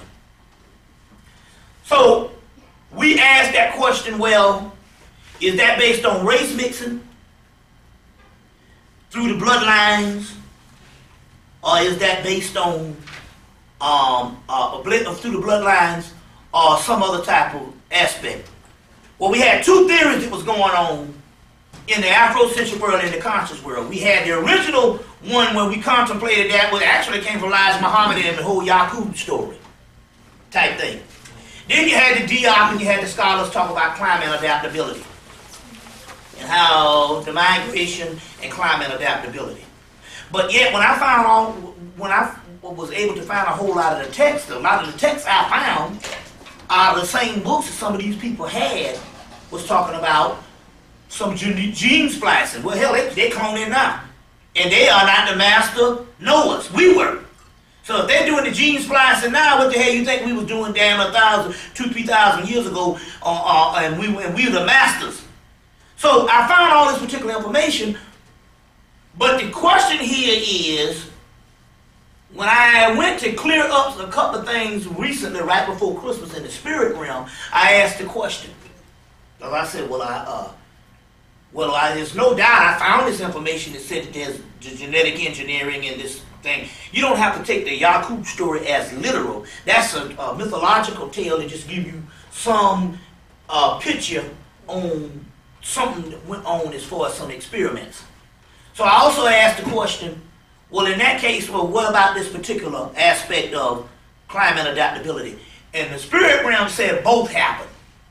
They said, one, you did have a laboratory experiment that went on.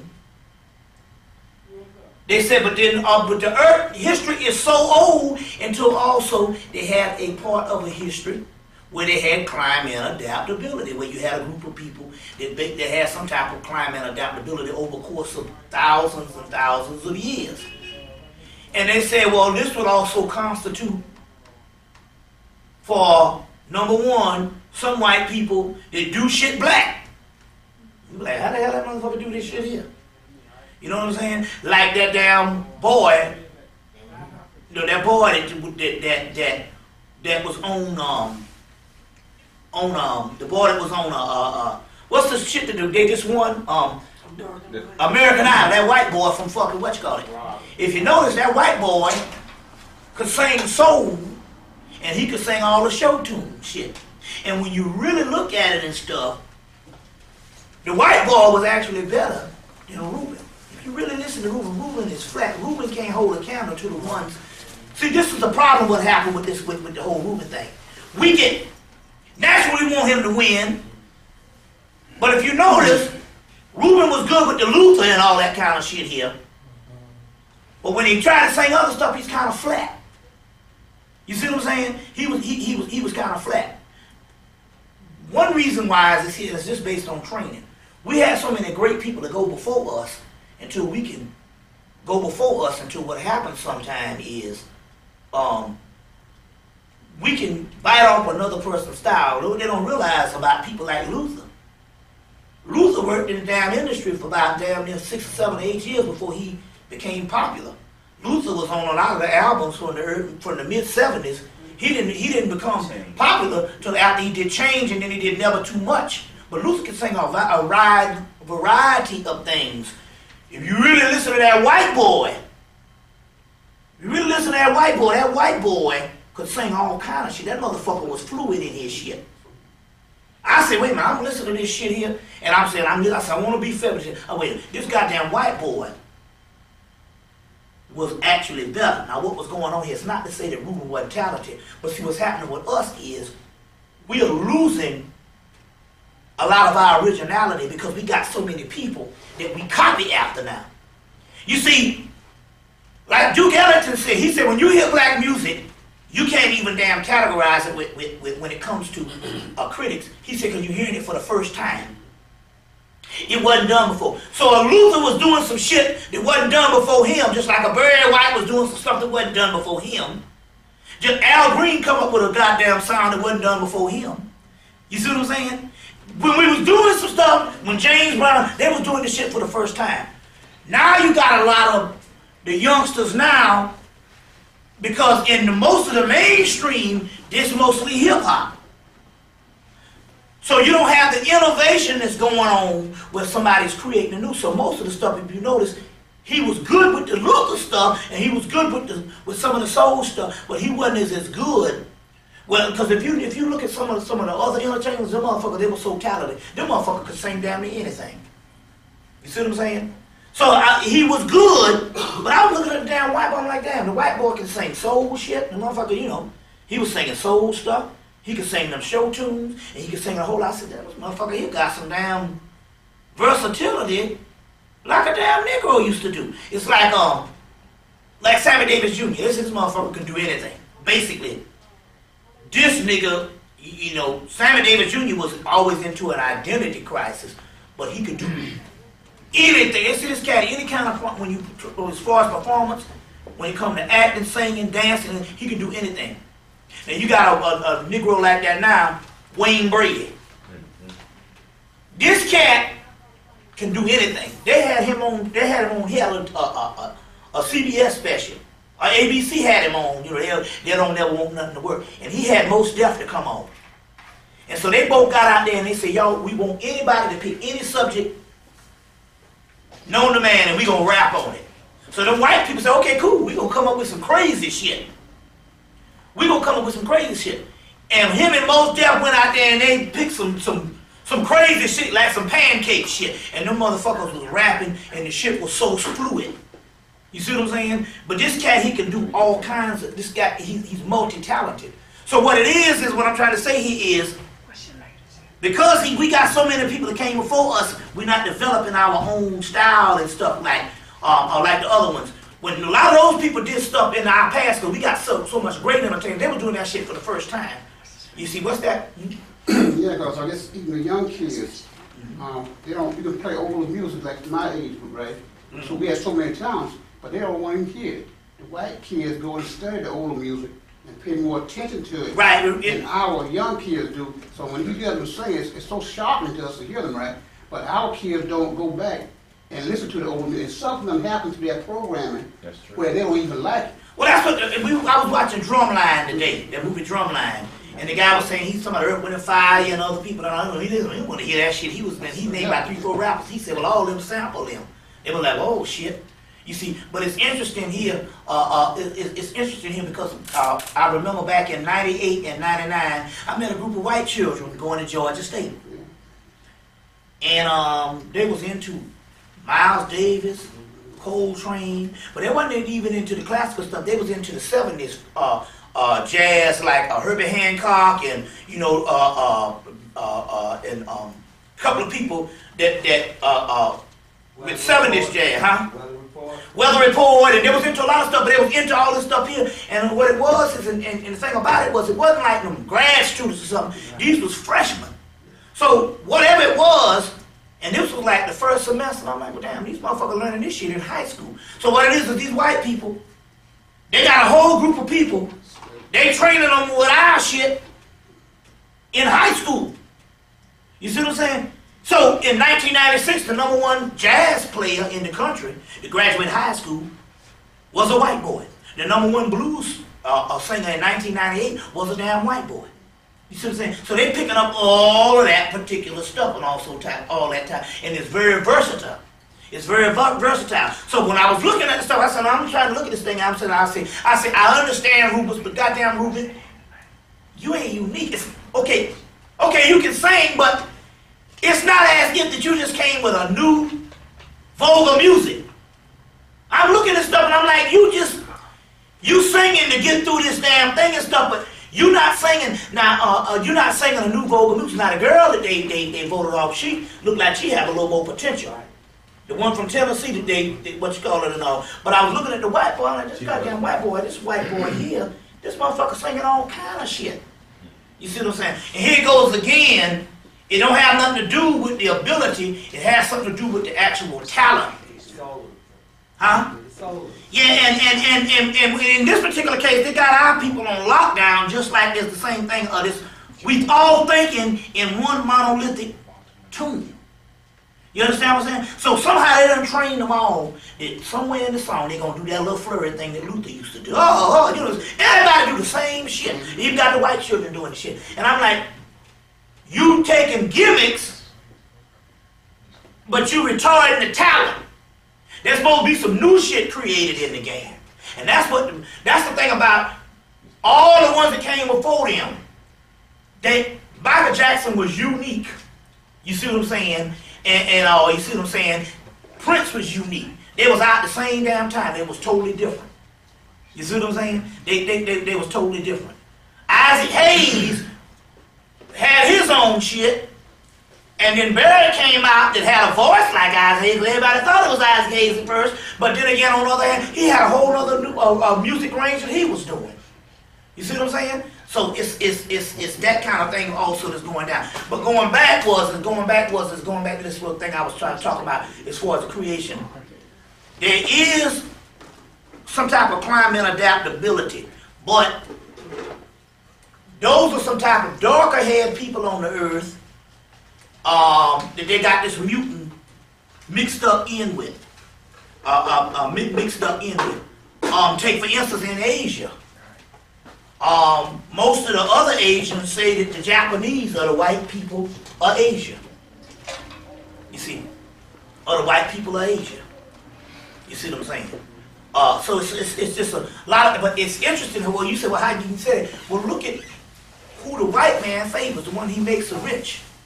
He would favor the white Arab over other ones and stuff like that and all. But then again, on the other hand, he would favor the white Arab, but it was Afghanistan and all that he blew into smithereens also. But check this out. Afghanistan, they are not even Arabs. They are some type of East Indian type people. Yeah, right. You see, so it's some stuff. You can tell the ones that he make the richest is the ones that's the mutant. They have isolated the hybrid of the certain land. And the ones that's the most hybrid is the one that they make their friends of the race. So they got certain sectors of race. They'll make the one that's the most hybrid and the most violent or whatever the type thing here, because we know that China got a whole nigger element. You see what I'm saying? And they always been sequestering them people, especially the black part. And then again, on the other hand, but they went to war with Vietnam, who has a whole black element. You see what I'm saying? With a whole black element. So you talking about white supremacy on the planet that still, they even can go in and they done the science so they can look and they can get the hybrid or the imitation one out of the indigenous people and different things like that. And it's a whole lot of stuff that's actually going down. This actually going down. Well, give me some questions so we can. I want to say one thing, a couple things, because I started with Cuba when I first started out. So now going back, Cuba was supposedly taken over by Castro, but people don't understand Castro was a United States man that was supposed to oust Batista. Now one thing that Cuba had at the particular time, Havana had,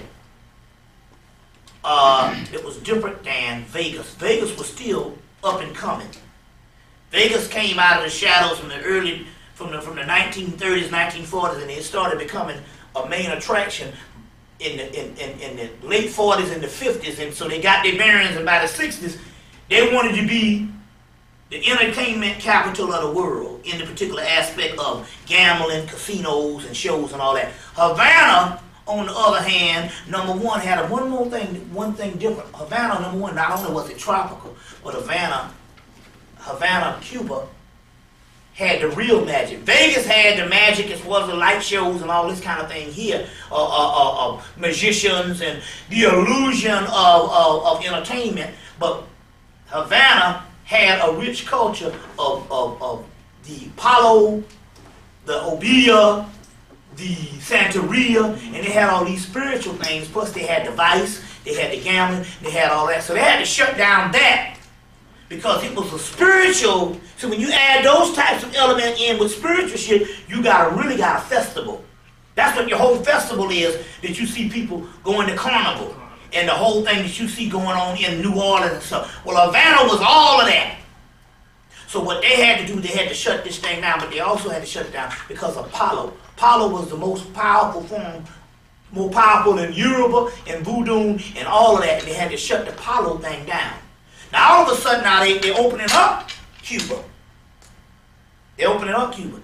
And come to find out, they're saying that Castro was behind the whole shit with the government. Castro was friends of the government the whole time. See, come to find out now, they're saying that the government sends Castro, and been doing this shit since 1963 or 1961. They send Castro, they send him something like a couple of $100 million, hundreds of millions of dollars a year Castro been receiving from the American government. And Dick Gregory broke that shit, the Freedom of Information Act. You see what I'm saying? Anybody that they give us, like they come to find out that your boy, Thurgood Marshall, was a fucking spy for the fucking CIA. You see what I'm saying? That's why they got him down with the whole shit where he came in, it's all in the Freedom of Information Act. Well, come to find out that Castro was being paid off to make that an isolated area of communism. It's all a part of the elaborate scheme of the government. And one of the things was that he had to lock down the palo and also the other traditional African traditions. Now, since now this stuff is let up, the palo stuff now, they starting to open up Cuba. Then in January, in August, they started translating these books, and in December they came out with this particular one now called The Book on Palo by Baba Raul Canizares. And palo is like one of the most powerful strains of the spiritual aspect. And this is some of the last few stuff that actually works. It's palo. And this is by Baba, B-A-B-A, Raul, R-A-U-L, Canizares, C-A-N-I-Z-A-R-E-S, C-A-N-I-Z-A-R-E-S. And this is coming from Original Publications. You can either call www.originalpub.com, or you can call 1-888 or call OCCULT. That's the way. OCCULT-1 188 OCCULT-1, and this is one of the new books that's also coming out. You can also download that off the internet under the name Apollyon. What's it? Apollyon. Apollyon. That's also, it's another way of saying apocalypse. Apocalypse now. It's Apollyon. Did you see anything with the Apollo though? With this? Yeah. You can download it on Apollyon. Under the name of Apollyon. Now this is the other thing here we'll be referring to some of these also. This is the book called A Dictionary of All Ancient Deities. The Dictionary of All Ancient Deities by Patricia Turner and Charles Russell Coulter, C-O-U-L-T-E-R. Patricia Turner and Charles Russell Coulter, The Dictionary of All Ancient Deities. Now this one here is probably one of the best books the white boy done put out. Not only that, they even got Diop up in this book, and they don't use no Diop for shit. They got Diop up in this particular book as one of the sources of where they're getting a lot of their African deities. But this book has every deity known to man except Palo, because Palo was just locked. It would even have Palo up in there, because they got Voodoo in Yoruba. They would have Palo up in it's called a Dictionary of All Ancient Deities. But it would even have Palo up in there if this stuff wasn't locked down up until December. Because this book came out in 2000, and this book here just was translated in August. The book on Palo. So this particular one here is the one to get, because this particular book here has every deity you want to name, which is very key. You got to turn that off? Okay, see. Change tape. Okay, yeah. How you spell the Charles Russell? Coulter, C-O-U-L-T-E-R. And Patricia Turner. This is in the mythology section. Type in Apollo 13. That'll come up. It comes under the name of Apollyon or Apocalypse. I studied that. They're dealing with Apollo. No, there is Apollo, the Greek god Apollo. Yeah, but it's what it falls up under Apollo. But this is Palo, P-A-L-O. This is the found in Puerto Rico, which is with the darkest strain, and also down in Brazil. This stuff here has only been allowed in the West since December. I've been knowing about that. There's people that I'm trying to say there's people. No, there's people that they are Apollo practitioners. Yeah. Just like there are fucking people from Cuba and people from the Caribbean that's in the country. But as far as information that was available for it, okay. You couldn't go to the store and buy books on Palo up until now. They had the one Palo Manombe, which came out in '94. But this one here just came out. This is one of the three, and this one just came out. Now this particular book here, the reason why I'm recommending these books is because for some reason, black people, we are still too stuck in sectarian forms of things, which means this here. We'll get interested in Egypt, and we'll study some stuff on Kemet.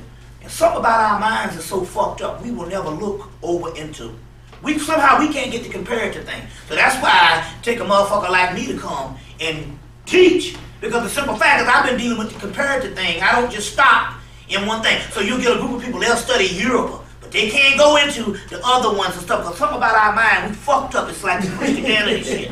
So we'll go into Moors, we'll go into this, we separated. We can't damn put shit together because something about our mind, we're very sick people. Left, right, we compartmentalize everything. We compartmentalize everything and also we can't. But so the reason why I say get this particular book, because after each deity, they'll say, they'll say, compare with such and such, and it'll be some deity in another system. And that's the thing about it, why we can't understand. All these systems, I've been talking about this for years, are fragmented. And by their being fragmented, you can't go to one system and get the complete nourishment or the complete gospel truth. You have to understand, we got to put all this stuff together, because, and I've been talking about this because of the ancient world, there is no complete system that is left. So that's why I recommend this kind of book, because after you read whatever deity, it'll say compare with such and such from Egypt, such and such from Samaria, such and such from Mexico. And so, in order to get a greater synopsis on things, you need to understand the different systems. But it take a whole lot of, now that you got a library and you will research like that, it take a whole lot of fucking money to go and buy different ones, and then they come up short because they got a very limited part. These mugs did their homework. So therefore, in this one book, this book here, I'm recommending this book, because this one book for $22.50, and it's over 700 pages. It's over 500 pages, plus bibliography and index. This one book, you can get all of the deities. You know, you can get all of the deities from West Africa. It says the most comprehensive reference ever compiled on ancient deities in the tradition. They got everything in every tradition. So they got everything from Native American, African cultures, and stuff. Plus, anytime these moms put Diop up in here, you don't see him in nothing. Anytime they put Sheikh Anta Diop in here, this is the one to get. And you can find this in the mythology sections of either Barnes and Nobles or Borders. But this is the one to get on. It can help you along with a lot of stuff. Mm-hmm. You know, it's funny you was talking about the between Congo and Cuba, right? Yeah. You ever listen to Congo music? It sounds identical to Cuban music. I mean, it sounds identical. See, yeah, the Congo, and see, it's interesting here, because the Congo, which is very key about the Paulo thing, is because it's here. White boy did a book, Flash of the Spirit, and was in Charleston. And he said that most of the slaves, or most of the ones in this particular area, South Carolina and North Carolina, and stuff, come from fucking Congo, especially South Carolina. They come from the Congo, Africa. Which is interesting, because you got to understand, the government studies so much stuff, and they study so much as far as migration. It is key that one of the greatest secrets is they had, especially South Carolina, they had to keep South Carolina on lockdown. They had to keep South Carolina on lockdown because it is like one of the hidden mysteries of slavery. In South Carolina, it's rich in some of the most culture. We know that for the simple fact, in American system, the only one that has the culture left behind and still got the same linguistic terminology is the Gullah and the Geechee. You know, the whole Geechee Gullah thing. So the key here is this Congo thing here, which is some of the most potent one. That Congo is the middle of Africa, the equatorial part of Africa. So this is very key on this stuff, and also related with these particular areas, the Carolinas. Now, one guy had already done a study, and the brother was from down Buffalo, New York. Had done a study on Carolina, and the words, he traced them all the way back to India. You get Ka, which is all Indian, and Indian, East India, and Egyptian combined, because we still talking about Kushite. Ka, Ra, La, Na, all of those things. You get the NA, you get Anana, you get the NA, you get that in Samaria, which is all Kushite, the NA. You get Ka, you got Ra, you got Ka, you got La, You got all those types of things and stuff. You see what I'm saying? You get all those particular things, you know, in the Carolinas. So and why is it they got two South Carolina and North Carolina? The next thing you got. We know that the Dakotas come from the Dakota Indians, and then all of a sudden you get South Dakota, North Dakota. You see what I'm saying? So it's very key that particular aspect why they keep a lot of people on lockdown in these areas, in these particular areas and stuff like that, especially in the two Carolinas. Because not only that they can track it, some of your greatest talent come out of this particular area also too. Coltrane. Yeah, Dizzy Gillespie. You see all that stuff. Dizzy Gillespie. Monk, yeah, you see all that, see? You know, even come to find out that your boy don't even admit it, he's from yeah, I know that. And Wesley Snipes is from South Carolina. And Nina Simone from North Carolina too? Huh? And Nina Simone from North Carolina? Yeah. That's right. You see, so you gotta, you know, and then you got your Jesse and and stuff, but I'm just saying, you get James Brown was born in Barnwell, South Carolina. You see what I'm saying? Eartha Kitt. You see what I'm saying? You see what I'm saying? And a lot of people, what's that? Oh, James Brown got his picture gracing the pages of Jet magazine with some old white woman he married to now. Yeah, well, he's 70 shit, Well, I mean, come on, Godfather, so if anybody's supposed to have a sister, he's supposed to have a damn sister. Yeah, well, I mean, you know how it goes, shit, he's 70, hell. But, I mean, like I said, he's been an old black Chinese woman for years. That's very key. Now I want to say this particular part here too, because this also has a lot to do with the Iraq thing, and I talked about this, but I want to put this down because I've been studying this passage for the last couple of months, since the 1st of March, right before they was going into Iraq. I've been studying this particular passage, and two things happened when I studied this particular passage.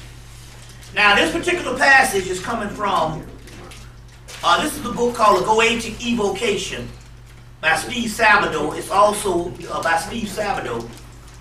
And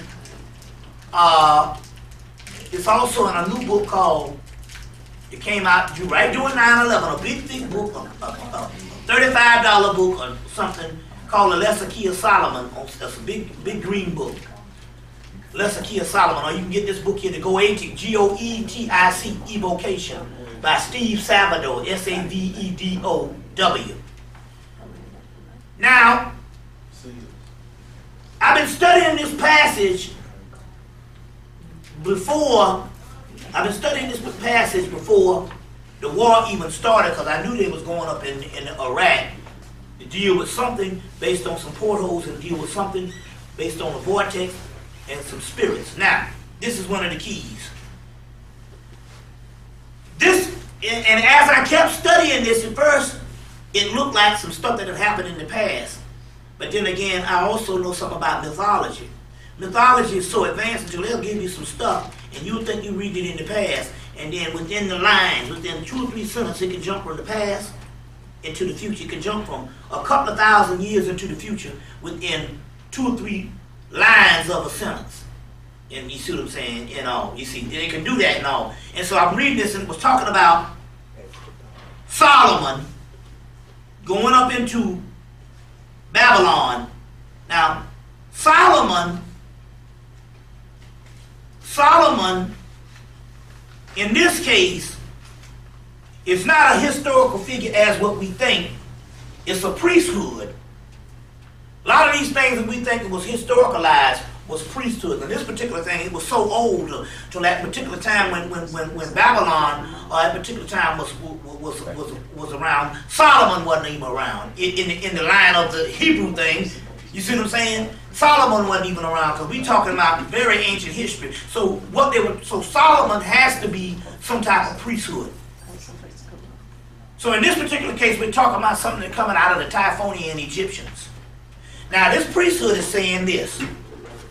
Apparently, so we're going to look at Solomon as a priest. So this is on page 81 of Steve Sabado's Goetic Evocation, which is one you can get from Shaitan Books out of you can order it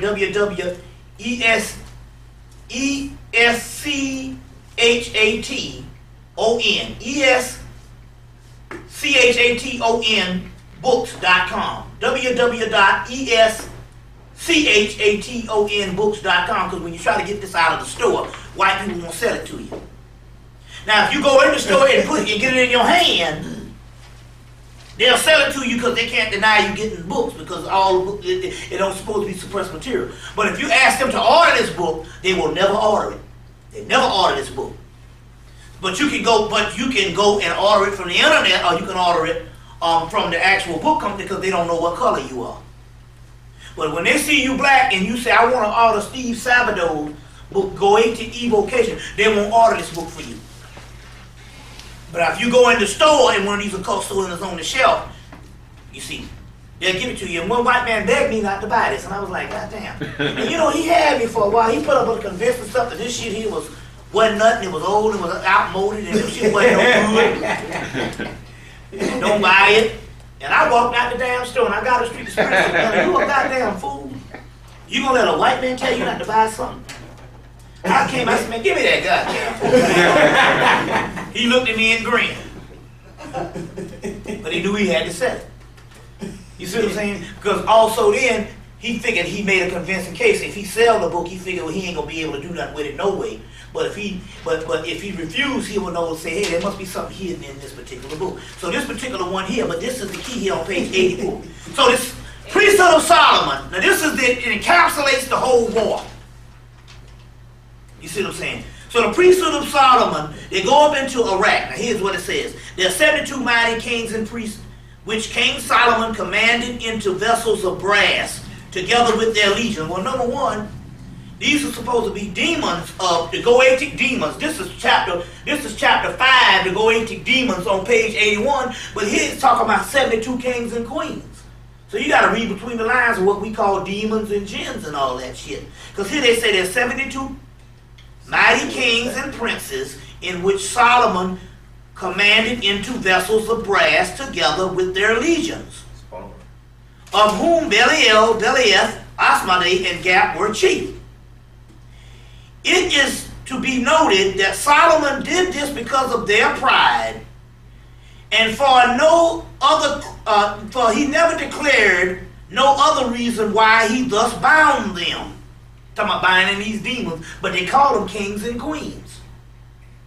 And when he had bound them up and sealed them in a vessel, he, by the divine power, did chase them into a deep lake or hole in Babylon. Now we know Babylon is later on ancient Persia. It's Babylonia, then it's Persia, and then it didn't become Iraq until like 1925. So it says right here that some priest put something in a hole in Babylon, and they of Babylon, wondering to see. Now, at first, I thought, when I read this particular passage, when I first read it, I thought that it was still in the past. Solomon bound something up into a vessel. So when I'm reading it, and I'm reading the whole thing, and this story is going on, I'm reading it as it's a story, I'm thinking this is something else. Now, he's something in the past. So here it is, you got some priest who bound something up and put it in a hole, a vortex, a stargate, or whatever in Babylon, which we know now is Iraq. Okay? So we do know that they did that. Get the movie Serpent in the Sky, where they take these souls and put them in little jars in Haiti. You see what I'm saying? Remember now, in the movie Serpent in the Sky, the guy said, I'm not crazy, but the guy who was mixing up this potion or mixing up this stuff in Haiti could give any Harvard medical student a run for their fucking money. You goddamn right. He's his masters. Now, so now it's going to change. So they bound them up, and then it says Then they of Babylon, Iraq. See, you take the Iraq and put up in here, and then you start getting 5,000 years of history into the date. So now, then they of Babylon, wondering to see such a thing, did they go wholly into the lake? Well, that looked like the government or somebody going into the lake to get something that's over there. So this is history being unfolded. To break the vessel open, expecting to find a great storehouse of treasure therein. Well, here it is. We know they looted the museums and all that shit. But when they broke open the vessels, the chiefs immediately in their legions following them, and their legions following them. But when they broke the vessels open, out flew chiefs and spirits immediately with their legions following them. And they were all restored to their former places except Belial, who entered into a certain image and advanced the grave and thence gave answers unto those who did offer sacrifices to him and did worship their image as God. So all of them were restored to their former places before they were bound, except Belial, who was the chief, who was exalted to a high form of God. Now this is interesting here, because this is a form of history that's going on, as well as when they first went to Babylon or Iraq, they met up with the sandstorms, which are called Kamsin, which is called both spirits and storms. So when they broke open the vessel, when they first got them in there, dropping bombs, shooting, or whatever, the first thing they met was a doggone sandstorm. Huh? Like on the Mummy. See, a couple of movies that encapsulates this, that you can understand this, is The Mummy. They had the sandstorm. They had they also had the sandstorms in Mummy 2 with the whole desert, the Scorpion King, but they had those Anubis warriors. They had the Mummy, as well as get the movie Tomb Raider, when they were searching for some ancient artifacts, and it had something to do with time. It has something. I'm rolling that homeboy. I'm gonna do my thing. Right. I'm gonna do my shit. I'm rolling. Let me do my shit now. No, I'm in the zone now. Yeah. I can't have no interruptions. Okay, well. All right. So Tomb Raider, they doing the same thing. You see what I'm saying? They're doing the same thing in the movie, where they gotta have some type of artifact with time, or they're dealing with some type of artifact with time. You see what I'm saying? And they had that whole thing. But the Mummy is a great movie to understand this type thing. Now, dealing with this, they broke open something. They broke open a vessel. And when they broke open the vessel, these things flew out, or these particular entities. Now, remember, I was going back and I was saying that your boy, Richard Hoagland, said that when they was over there, they had pictures of them holding up a flag upside down, which was a distress signal. Well, obviously, something is going on over there, and they can't get up out of it. Now, then they go announce last week that they need additional soldiers to come back. But they said they're going to keep what they got over there, and they say, but they got 100,000 soldiers in the region. But my point is, if you got 100,000 soldiers in the region, and you saying you need more soldiers, why do you need more soldiers to come to help 100,000 soldiers that's already over there for 2 or 3 people that's getting killed each day? You see, they say that each day now they're getting soldiers that's getting killed. White soldiers or American soldiers over there getting killed each day, because at this particular point, it don't make a fucking difference whether it's white or black. Any motherfucker over there fighting like a damn fool that's got to be stupid. So it don't really matter. But they're saying they need additional soldiers, and they said, we're going to keep, and they said, we are prepared to stay here as long as we want to, until the job is over. Now, because that other shit they started doing at first was fake. A lot of shit was going on was fake, because now they got the little white girl over here. The little white girl that, that they rescued.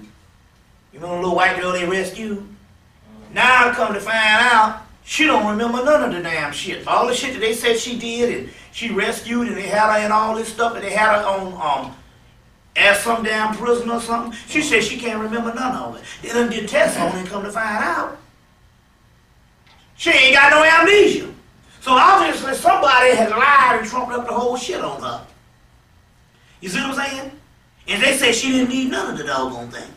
You see what I'm saying? They say that she didn't remember. She's saying she don't remember none of this thing. So obviously they lied and trumped up this whole shit on her. Now they had a little ritual going before the white girl was found. The first ones they first announced, because see, they opened that area. So they trying to enact something, even some biblical shit.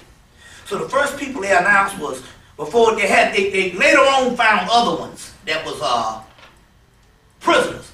But the first three they announced together was a white soldier, the black girl, a black soldier, and some type of Filipino, which was an Asian soldier, which they always try to deviate this thing, the three wise men in the Bible, and always they show them in the three wise men in the Bible, it be some white soldier, a black soldier, and an Asian soldier, and they show that in the Bible. Well, when they first did it, now they had a later soldier, they ended up coming forward, and they had a little white girl they had to rescue. But the first day they had the little black girl, the white boy, and the Asian boy. I said, what the, and I said, this is interesting. What are the odds he gets a motherfucker from the Philippines is over there fighting, and he gets captured over there and all. You see what I'm saying? But then again, on the other hand, it changed from America fighting over there to this coalition shit. And there were two people fighting, mainly America and Britain. And they say Australia, which is nothing but Britain. You see what I'm saying? But they got the whole coalition thing. So the key here is going back.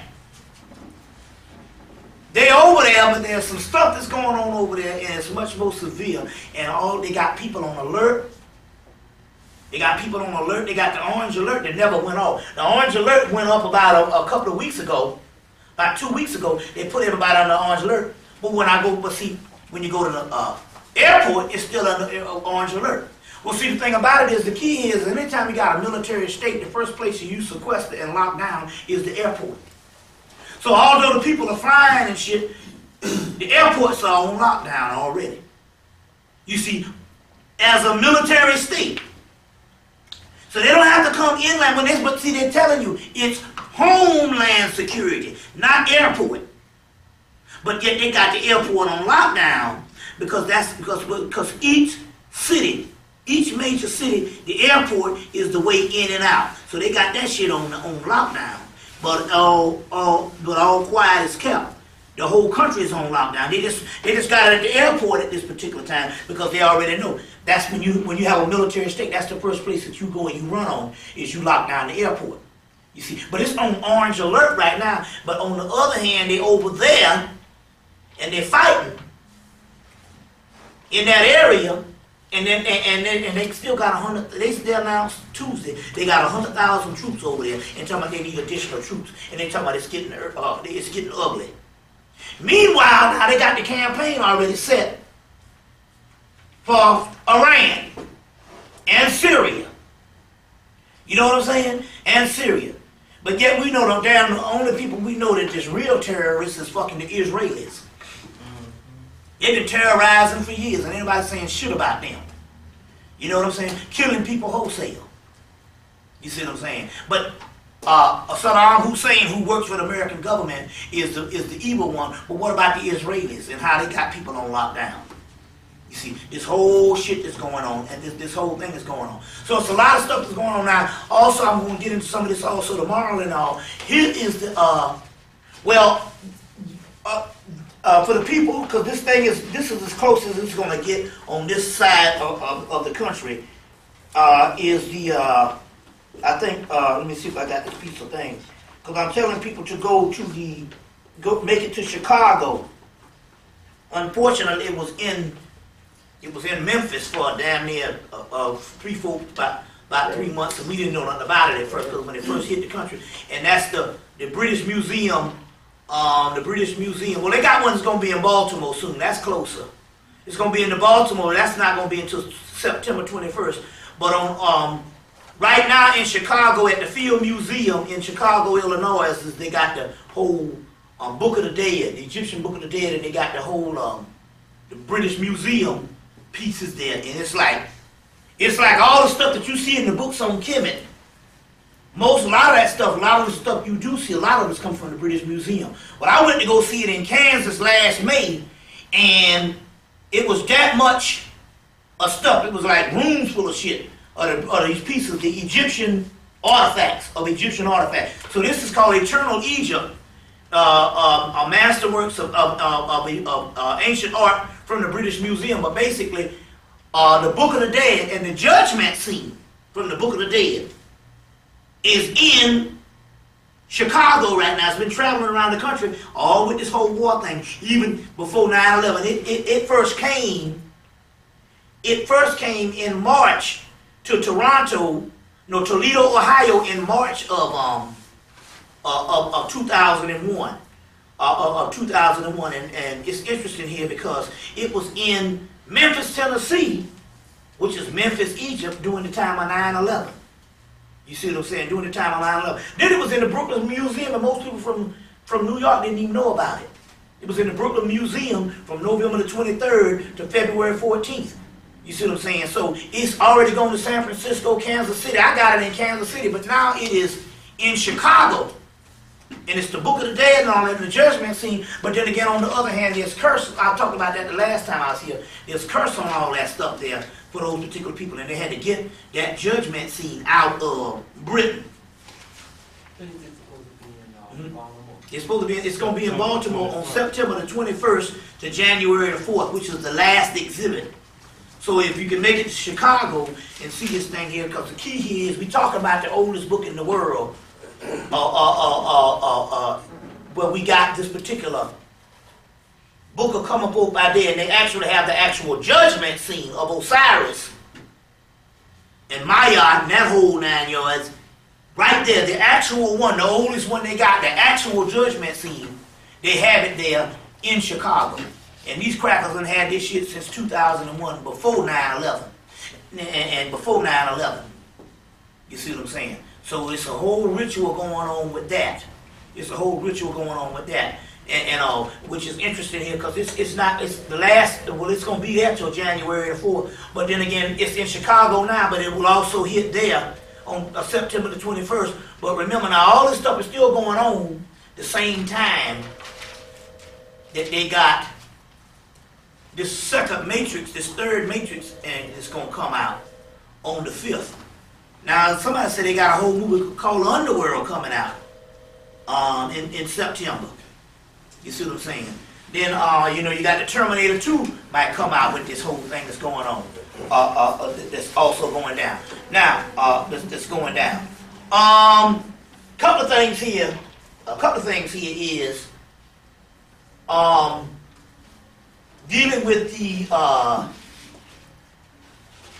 and we'll get some more into this particular aspect, but one of the keys here also now here is and I've been talking about this for the last 7 years, is also the water. The key here is we're still talking about the dehydration, and we're still talking about the water is one of the keys to keep people on lockdown, is to deal with the doggone water. Now what they did in Atlanta was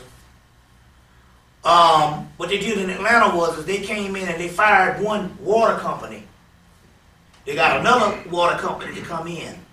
And they did this because when they start digging up people's streets and putting in all kind of crazy stuff, the people will say, oh, well, that's just a new water company. You see what I'm saying? Meanwhile, they're trying to shut down the kidneys. Because remember now, the word kidneys also comes from the word echidna, which also, they might have echidna in this particular book. And the kidney is also a form of the Great Mother. Is also a form of the Great Mother. Echidna. Echidna. So, and when we get this word kidneys, so which is one of the keys here, whereas we're talking about something that is in the kidneys that's been dormant in us for thousands of years, that given enough water can come back online, some type of hormone or some type of microscopic organism. It's like the alien. What's that? So are you saying the water that comes through your spigot Is that good for you? No. That's no. You shouldn't be drinking that at all. But for most dead people out there, they're gonna see. The thing about it is, the only people that still drink sink water is black people, mainly underclass black people in that, for the lack of a better word, or people who are just also just so-called dead black people that just don't know enough to know that you shouldn't drink that. You see what I'm saying at all? But because we do know that it's catching on, because in the mid-90s, we could go to the store and you could always find the still water and spring water. It was in an abundance. Now, the first thing to leave out is the distilled water, and a lot of the good water get passed up. That means black people are catching on for some reason and stuff like this. But still yet, they're doing some stuff with the actual water. With the actual water, but one of the keys here is to still keep people dehydrated. So here again, the sodas getting cheaper. You see what I'm saying? The sodas getting cheaper. They have sodas on one side of the aisle, and the other side of the aisle they have potato chips. You see, they go to because all that shit dehydrates you. So you're saying the bottled water. Well, my point here is this here. See, Drink water though. see, my thing is this here. My thing here is the body has a certain amount of things in it. See, this is what happened about conscious people. What we don't realize is, once you become conscious and go to a certain vibratory rate, your body automatically starts producing a certain amount of energy that purifies your body just on you becoming to a higher level of consciousness. Because if your heart chakra wasn't pulsating at a certain level of consciousness, you wouldn't be conscious. You would be dead out here running around. I don't want to hear this stuff. Because other people's consciousness is down in their sacral vertebrae. And that's the reason why you can talk to them all day long and they're not going to hear it, because their consciousness is down in their root, in their anus. It's it's the 8th chakra in the anus, and it's down there asleep. So it's not going to get anything but what the society tells it to get, and they have to be trained on the information to accept it. And that's information that's coming from the subconscious, conscious mind. But your stuff is coming from the heart chakra.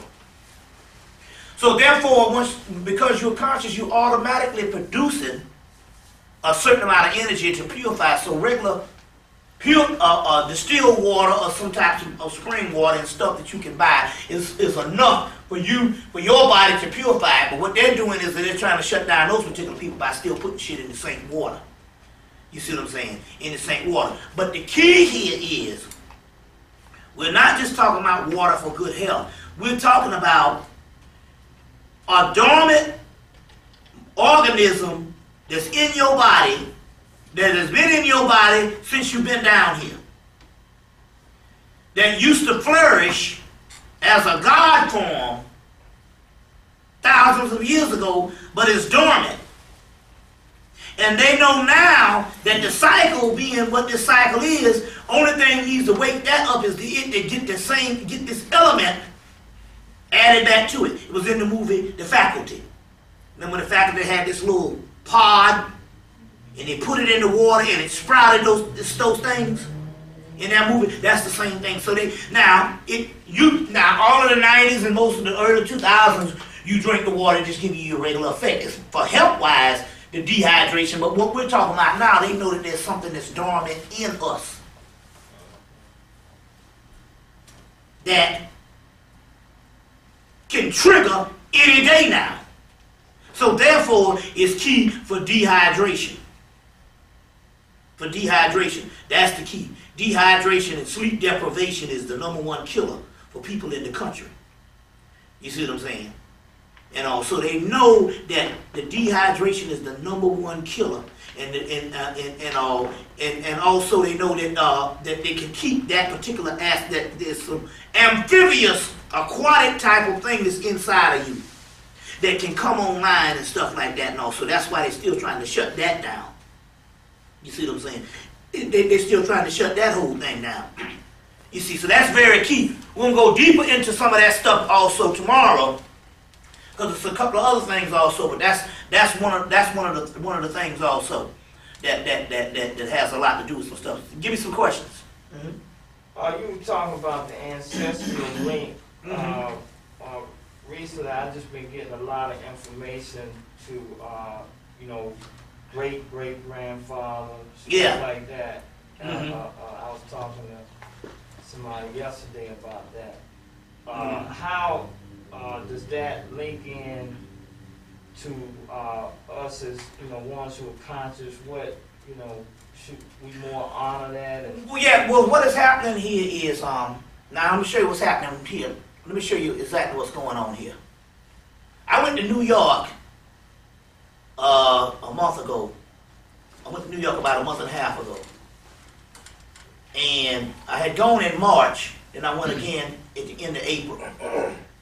I did a tape called The Conspiracy of Hip Hop. A tape called A Conspiracy Against Hip Hop. And Brother Darrell got him back there. And I went up in there, and the brother wanted to do some stuff. And so I started to do this lecture on hip hop, and I just thought that it was going to be a segment in what I was going to deal with, and I was going to deal with about a good 10 minutes or 15 minutes. But as it kept unraveling, the mysteries into this thing kept getting deeper and deeper and deeper into the mysteries until there was so much conspiracy going on with the hip hop thing until it came out a whole tape. And it got deeper and deeper and deeper and did a whole tape. Now, while I was up there, so it's a badass tape on hip hop now. And Brother Darrell has it. While I was up there, the brother kept saying, look, we got these, he got all these people that was hung in lynching, the 100-year lynching. He said, I want to do something next time on the lynching thing. I said, well, cool, or whatever, you know. So the next time I came back, he said, I want to do this thing on lynching. He said, I tried Brother Dawood, tried a couple of people, and they only spent like a couple of minutes on it. I want to do a real thing. So I said, well, shit. I said, well, hell. I said, well, you see the pictures and all. I said, but as far as the mystery behind it, you know, let's see what happens as far as the spirit. So I split the stuff 4 ways as far as the elixir. And I said, I'm going to let the motherfuckers that died come and do the shit. And they're going to set the tone on what they want. This whole thing about all holding them down. And them others come back, they was talking shit about the cracker. And was mad. And anyway, I did a whole tape. So I brought that tape in, and Brother Darrell is recording them, and he got them here too. It called The Attack of something of the Warlords. What's the name of it? I'm not sure. The Spiritual Attack of the Warlords. Anyway, it's a tape on the 100 years of lynching, and the spirits started coming out in there, and them motherfuckers came back, and I was talking, and the same time I was talking, I was like I was going to sleep. But what it was putting me in trance, and they was coming through. And what it is I realized these ancestors, man, they want their voice heard.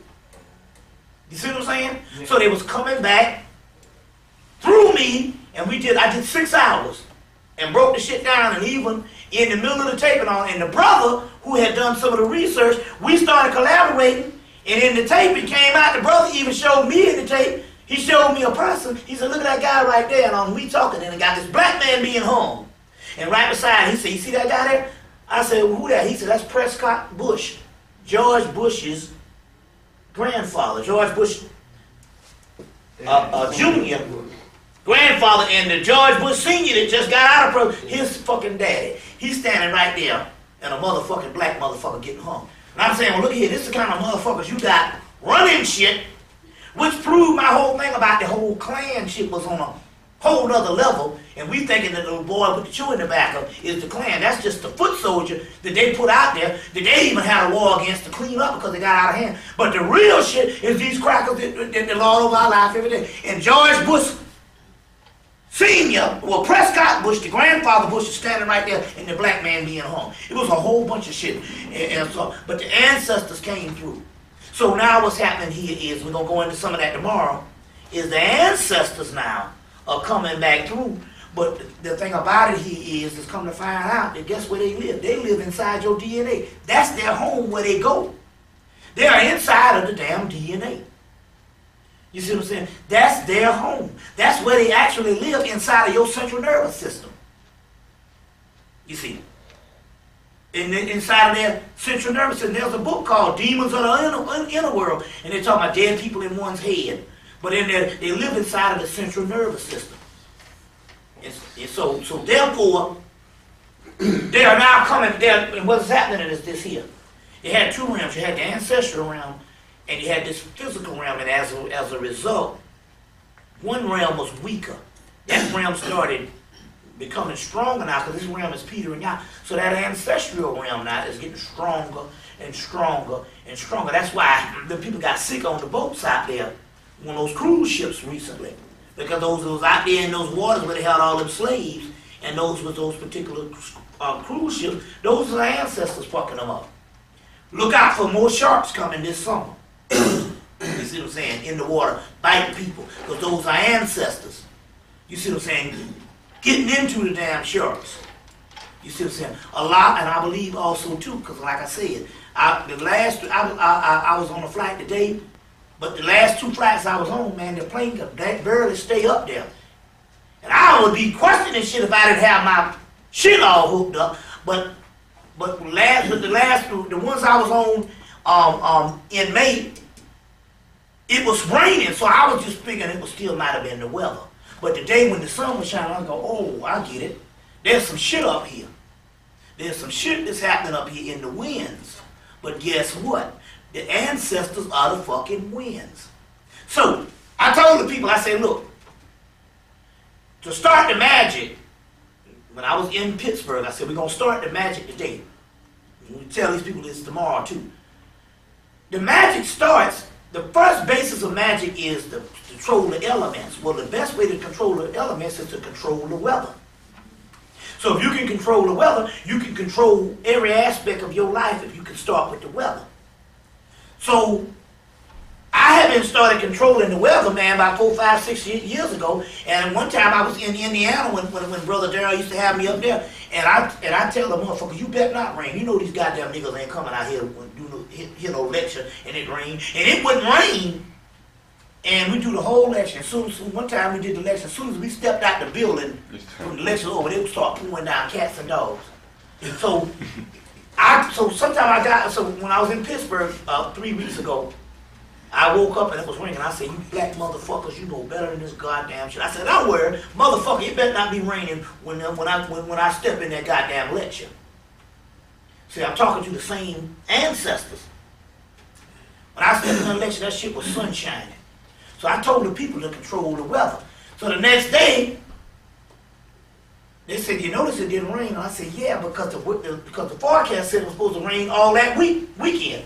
They said, you know it didn't rain. I said, damn, and it was beautiful. It was beautiful that Sunday compared to what it was the day before. And I had it sunshining.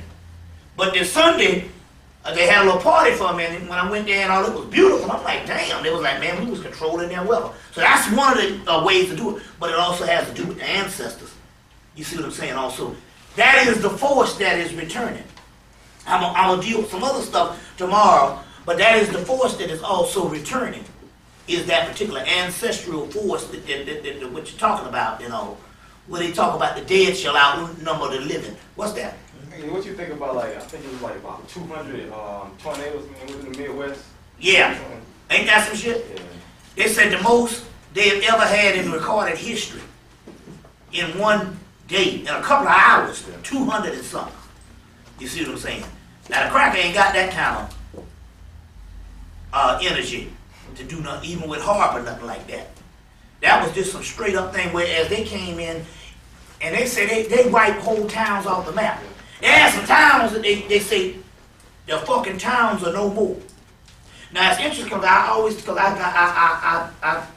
about in my lecture about an entity that I pulled down when we went to the Jackson Pimson Mounds, these Native American mounds, and we pulled this entity down called Thunderdog. Now, I talk about this in my lectures about this Thunderdog entity. And it's interesting because they showed on the news that one of the ones that was hard as hit was Jackson, Tennessee, right there with the Thunderdog. I said, oh shit, that's Thunderdog. That's fucking Thunderdog. The same entity that we went and pulled from a Native American, when we invoked him And he told us to build altars to him from the he was a Native American farmer of Anubis, from the Native American burial ground, the same entity, that same place. I'm quite sure the burial ground didn't get hit, but they got, they were Native American mounds. That same place. That's kind of crazy, son. I seen a cartoon was recently called Underdog. It's about some little dog eat pills and shit and get strength. Well, this is a whole other entity though. This is Thunderdog. This is a Native American spirit, a form of Anubis and also too. And he got hit. What's that? Yeah, what's that? Yeah. No one never mentioned. We always talking about Egypt, right?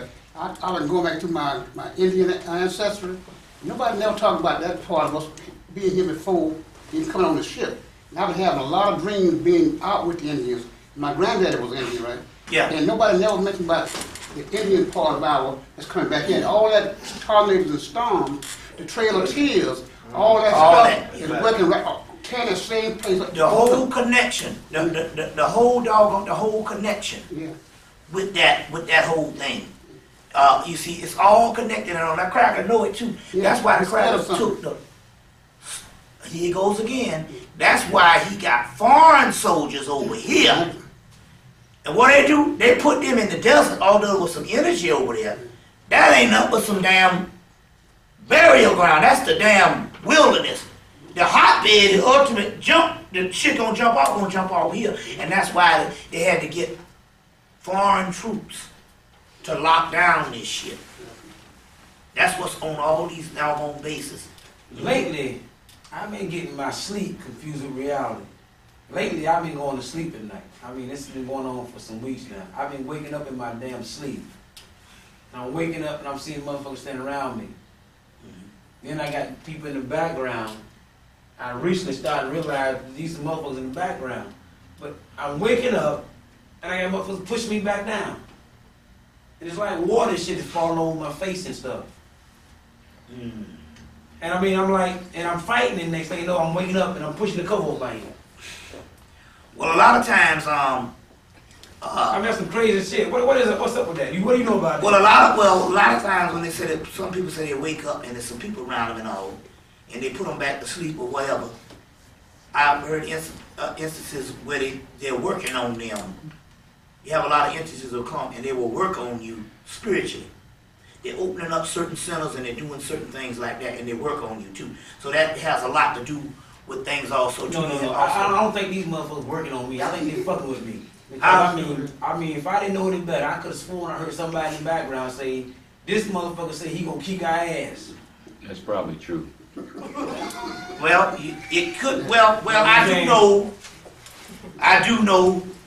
You can have those type, where you can have certain things like that too. I do know certain things. And all I know, you ain't supposed to feel pain in your damn sleep. Somebody stabbed me with some shit. Well, there is such thing as spiritual on a certain plane also too, but you can block all that out by doing certain hooking your house up with certain things that they can't even enter. Hook your house.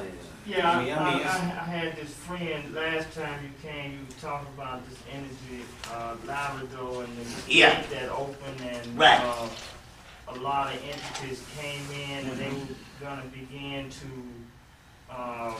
deal with sisters, particularly via the sexual route. Yeah, right. Yeah. And I know somebody that they came in and she didn't know what to do, and now they labeling her as schizophrenic. Right, yeah. And unfortunately, what can that individual do, because she does not have a knowledge to deal with that, and they are countering that with medication, and she's saying she's constantly feels. Well, I want to ask you, does she believe? She doesn't believe in none of it. Is the sister conscious, or is one of the? She was waking up to consciousness via yoga route, and something happened. I don't know. She went to a ritual, and she got something, but she was cool to me, in terms of just talking to her. But then I didn't see her for a couple of years, and now they put that label on and she don't know what to do when she. Yeah, see, the whole thing here is a lot of stuff can be explained through information if she was to get the right type of information to understand that these things do happen. There's people that come and entities have astral sex with you. And a lot of women experience these things, but unfortunately, like I said, if she got the doctors, you see what I'm saying, it's just gonna make the shit matters worse. That's what happened, You see, right? Her mother, they took her to the doctor, and they, she says she trying to cut off the medication, but she. Well, my point here is I know sisters that have astral sex all the time, and it's an experience, but did she freak out to the point where I wasn't around, but I'm saying I think she did because now, she just don't know what to do when nobody's helping her. She is somehow accepting the label of schizophrenic. And then they really, can't define that, but, I've done some research for and found out that a lot of that could be controlled somewhat, nutritionally, I get ready to say, because diet can also balance it out too. But you're going to have to get off, see, that's the thing about it though. See here, you're going to have to get, first thing is you're going to have to get off that medication. Detox. You see what I'm saying? Right. You see what I'm saying and all. They got some doctors now, some of the components that they put in the medication is made to give a certain response to cool a person out. They got some doctors that also can make that stuff herbally for a balance. But that stuff there, they probably in this particular case, it's basically they know once you go to the hospital what your shit is. Although they might not tell the family or whatever, they might claim they don't know. They know what time it is. So therefore the medication that they're doing is to keep her crazy. You see, and to make her schizophrenic. You see, it goes from a spiritual episode to a schizophrenia type thing. And the sad part about it is that she's just going to have to find some kind of way to break her loose because your family, boy, see, that's a whole nother dilemma. They get a hold and it's a matter of people that don't know versus the people that do know, and the people that don't know, you know what I'm saying, is in the majority. So that's the first step is to get away from that. And then, you know what I'm saying, like I said, the diet, the detox, that's one thing. And then if she can find some type of knowledge or she can either work, there's some certain entities that can also help her. Like those three sisters, Otisha, T.H., and Shayola, those entities can actually help her. You see, and there's other ones that came forth. We're going to get into some more. We up to like 21 of them, but there's at least 10 that's active right now that she can work with. We're going to give those also. What's that? Come on, yeah. Do you see any connection between AWAS and Aleister Crowley in this new movie with Morgan Freeman and Jim Carrey? Yeah, well, that's what I'm going to try to check out now. I haven't been able to see it yet, so I can do it. One sister saw it and all, but I don't think she knows enough about the esoteric world to really decipher it and all. You see what I'm saying and all, other than the shit being funny. So you know what I'm saying. So I'm going to check that out so that I can see what this thing here is and all, and see what that whole thing, because that's a good observation with the AWAS thing, a tall, dark man, and is, they say in his 30s, but they do have Morgan Freeman still playing God up in the whole 9 yards. So I'm going to go see what the stuff is and just get past the who's playing what, and just to see the science, because they've already put Morgan Freeman as God. Well, they had him as the president damn near 3-4 years ago. You see what I'm saying? As 3-4 years ago.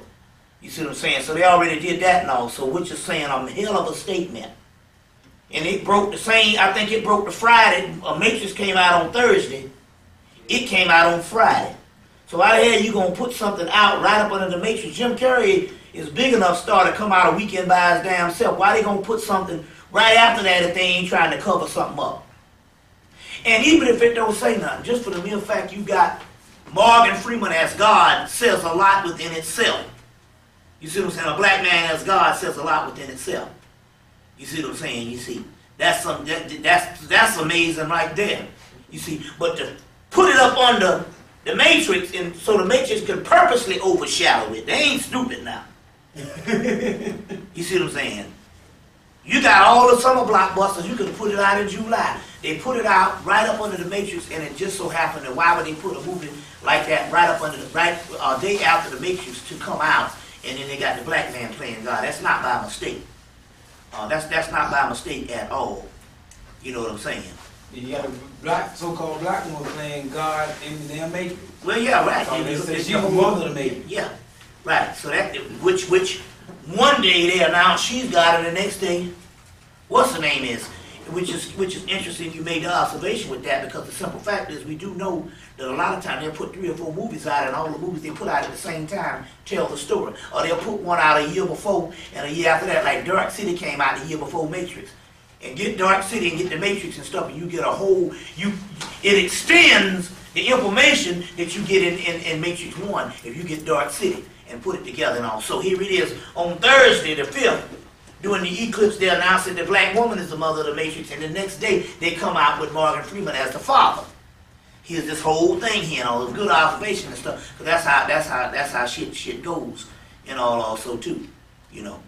Well, when I was seeing the first scene in Matrix, the spirit told me to go back and revisit the movie Tron. The word movie Tron and Matrix is almost synonymous. How you have a thing out there called an artificial entity, which is your artificial you. That somebody's using you. They call them users. You got a spiritual, you got a person in the real world using you in the cyber world.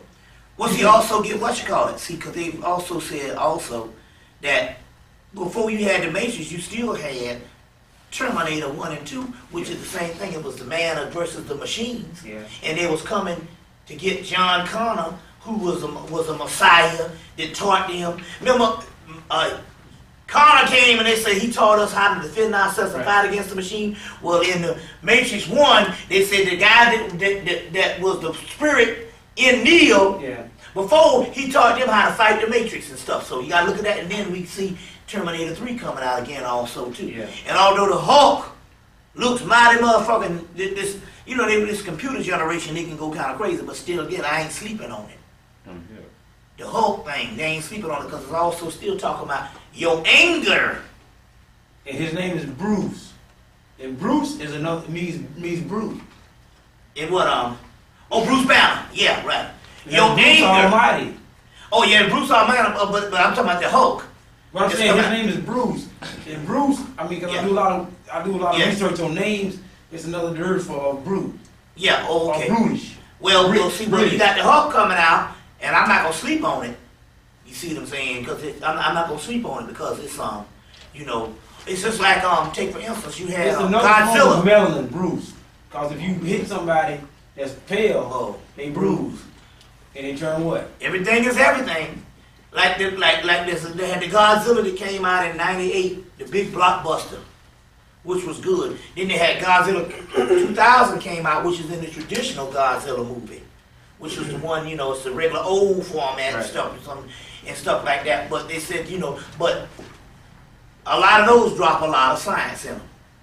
A lot of those drop a lot of science in them and stuff. Yeah. You were saying your anger, then you. Yeah, your anger is good. When you really want to get these spirits to act, most of your anger is projected outward, but if you really want to get them to act, get angry. And a lot of times that's what really, because that's a lot of, see, what we're talking about here is this here. A lot of things that was encoded into the religions, I'm not talking about spirituality, religions of 2,000 years ago, that was to shut people down so that they could be obedient to society, so the Romans could rule, and later on, and different things like that. If you go to the ones prior to religion, and you go back to the ancient mystery system, you had these warrior heroes. Hero, the word hero is Heru. So you had these warriors, And a part of their messianic trait was to get angry. Same thing with fucking damn Morpheus. I mean, what's the name? He kicking ass in this goddamn movie. He ain't sitting back talking about Mary had a little lamb. I mean, Neil and stuff. And Morpheus. So, your anger is a combat, but on the other side, anger stirs these entities up inside of you. You see what I'm saying? These entities. And a lot of times when shit ain't working right with me, it's because I ain't got mad enough. You see what I'm saying? Then shit start to work, because that's a force. So here's also, so your anger can also be a force. Remember, it was in the movie Spawn. The guy was telling him about, you got it, you got the force and stuff, and you got the anger and stuff, and you just don't know how to use it. But nevertheless, they were supposed to do about 2 or 3 of those movies and stuff like that and all. They did the one, but that's when they was really supposed to go into some stuff. You see what I'm saying? With his cape and his melanin and all that kind of stuff. And they still got all that in the comic book series that you can buy. But the anger is good. That's a force. And I'm not talking about some stuff that I invented. That's in the Sanskrit text. That's how Shiva, which is also Horus, when Shiva gets mad, he burns up shit with his third eye. So he raises the Kundalini through his third eye, and that's when he burns up shit. You destroy time too, right? Yeah, destroy time and all this kind of thing here. So anger is good. So the whole thing is coming out, this type of thing, you know. They're doing all this type of stuff. At this particular time, they monitoring shit. They know, man, they're saying people so fucking dead. Until now, it's like, it's no fun. So they want to give people knowledge, especially Negro knowledge and stuff, because they know ain't shit coming up out of us. But Jesus and prosperity and, you know, and all kind of crazy shit, you know. You know, it's funny you said that, 'cause I was looking at, what's that thing with Damon Wayans, my wife and kids. Yeah, right. They was talking about chakras on it, you know what I'm saying? I mean, it's like people so sleep. It's so now until they can even get the shit to black. They put the shit with black people. Just like they put the whole movie Matrix, majority of people in the shit was niggas. Mm-hmm. Exactly. Motherfuckers see niggas so dumb they still thinking they going to see a karate movie. Right. Dumbass niggas, boy. Training You day are from fucked up. Denzel, you know, after he just killed a guy, and he came out and told the white boy in the car, he said, as soon as you match your mind with what's happening in reality, you'll feel better. Oh, that's interesting. But remember also too, in the movie, in the movie, Remember the Titans, when he go into the dressing room, he tell him, he said, remember now, and he dropped it, and he said, remember, the Titans were greater than the gods. We the Titans, because we the ones, because Titans just later on, their blood was turned into man. That's the melanin. The ashes of the Titans make the man. So they were greater than the gods. And they put him, you see what I'm saying, and all, they remember the Titans thing and stuff like that. But on the other hand also too, see, he had to really get some. Now he redeemed himself, but that Anton Fisher was a hell of a movie if you saw it. Especially the end of it, it was awesome. But there's only one thing about it. He won the Academy Award for Training Day, but there's only one thing. There's never been a major actor in the history of Hollywood, I'm talking about major actor, that gets shot in the ass. There was a guy shot in the ass to get that goddamn, people didn't know that. John Wayne never got shot in the ass. Dustin Hoffman never got shot in the ass. Tom Cruise never got shot in the ass. All their big time icons never got shot in the ass. So it's the ultimate ritual. Motherfucker, he got shot in the ass to get that movie. When they shot him in the ass in the movie? Yeah, you said you shot your ass. And who shot him in the ass? A white boy. Shot him dead in the crack of the ass. They shot Anubis and Anus. Anus and Anubis is the same damn word. That's right. And you dropped on that because I do know that one and all, because I was in a colonic center, and the word anus, you get the word anu. And the opening of the way. So what are they saying? What is the opening of the way? A lot of the opening of the way is elimination. And one of the keys for elimination is, to stop elimination is also dehydration. But the key here is in the ancient world, when they were saying go on a fast, they were saying go on a fast because when you go on a fast, shit start to break down and you eliminate. And that's the key. That's the key. Give me some questions. All right, I'm gonna go back to my question. You be having these dreams about somebody fucking with you. If that's some kind of delusion of grandeur, you know, read too damn many damn sci-fi books, what is that? When that's some old shit you no, what it is you are I feel rock. What is that? What it is you got to, what you have to do is you have to identify. You have them often. I've been having them a lot since damn April 21st. You have to identify the source of the attack. There is a lot of things out here to attack and stuff like that. But my point here is you got to latch on to some entities or something that can secure those things. And secure the thing. Let me give you an example. Going back to the ancestor. I got a grandmama that visit everybody. She visit all her children, her grandchildren, her children, and everybody. But she can't visit me. And I'm like, goddamn, you come and she said, I visit everybody. But she can't visit me. And she said, I can't get up in your motherfucking house. Because what it is the entities that I deal with is a advanced God realm. By her being, although she's an ancestor, she hadn't illuminated herself up to that level of the God. So in that realm, she can't go up there where they are. But my house is in that thing. And because I'm accompanied with all that, she said, I can visit everybody but you. So it's the same thing what I'm trying to say here is you got to align yourself with some shit that entities that mean you harm can't even get up in your shit in the first place, not unless you invite them. Okay, I got you. Because I had to actually, I had it so bad, I had to actually leave. I had to let. But then again, on the other hand, what entities are something that you're aligning yourself with? What do you mean? Do you deal with any type of spiritual systems as far as some type of entities that you align yourself with? Well, I have an oracle or a female, an old woman that she's a spirit guide, okay? And recently, like I said, I had to leave and get the hell up out of this area because I had some forces working against me. But I'm saying, as far as she's a spirit guide, I'm saying that this is a human woman. She's a human woman. Yeah, but I'm saying, but I'm talking about, okay, that's one thing as far as another human being a spirit guide. I'm talking about, but in the spirit realm, is there any entities that you align yourself with? Because see, there's principalities in the unseen world. There is a spirit being that is actually several of them. You know what I'm saying? And all I know is I know two of them are feminine entities, but the other ones they hide themselves from me. You know what I'm saying?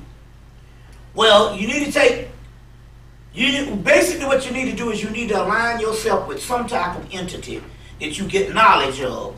Right, okay. That would be on your side, that can protect you and permeate your dwellings, that nothing can fuck around. You see what I'm saying? Well, I understand what you're saying because I've had to do shit like, put salt at my door, light cameras, because motherfuckers was damn throwing shit at me, them calling Akashi on my ass, and trying to get motherfuckers to damn get in the circles. I mean, all kind of shit.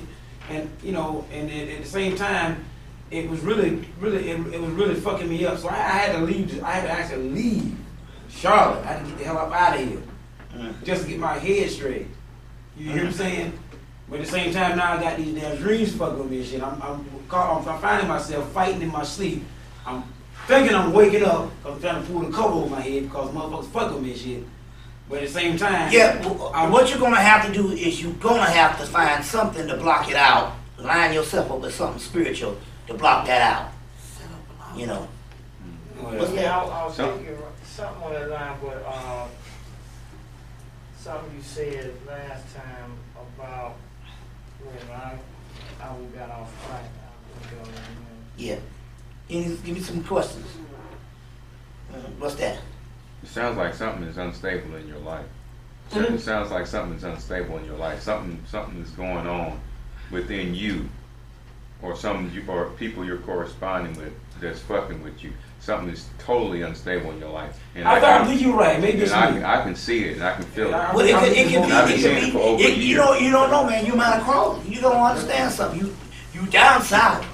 You can cross a bunch of niggas. You in root land. You could cross a bunch of shit.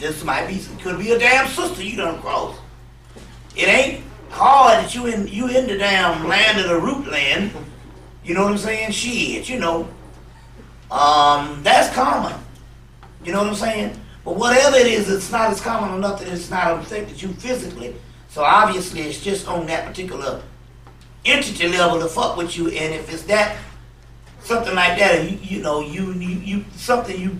need to balance it off or something or whatever, or something that you need to do as far as also maybe something that you need to go to another level in your surroundings based on mentally, psychologically, and socially. You got to transform to another level, because whatever level you own, if you stick on that level, what happens here is it might have worked when you got to that level. If you stay in that level and don't go to the next level, then what will happen here is it start to work against you. You see what I'm saying? That's true. You see? You can't be half stepping in the shit. You can't. Yeah, you got to go. You got to be full-fledged. You can't be fucked up, or you will be fucked up. Yeah, you got to go to something else. You at the crossroads, and you got to go on the crossroad. It can't be just status quo, whereas you just doing the same thing as usual. You got to go to a whole nother identity or a whole nother paradigm shift. Bam, there you go. Because it came to a point to where I was goddamn saying fuck it, I'm chickening out. You ever been in a battle and you chicken out? Fuck it. I mean, but it's still, I'm running. But still, yet it still don't matter because you can't, because it's like this. Because in this particular case, you're gonna have to change something, because in this particular case, there ain't no way out of it. See, it's like a bridge you gotta cross. When you crossing the bridge in initiation, the bridge behind you disappears. So if you fall, you just keep falling. So you got to go on. And what's happening now here is, it seems like even in the dream state, you falling. And so what it is, you got to get on the bridge and you got to do something personality-wise, psychological-wise, environment-wise, socially, knowledge-wise. You got to go to the next paradigm shift. And you can't be scared. Yeah. You got to go to the next paradigm shift and stuff like that. What it is whatever energy you've done, you completed that. You completed it.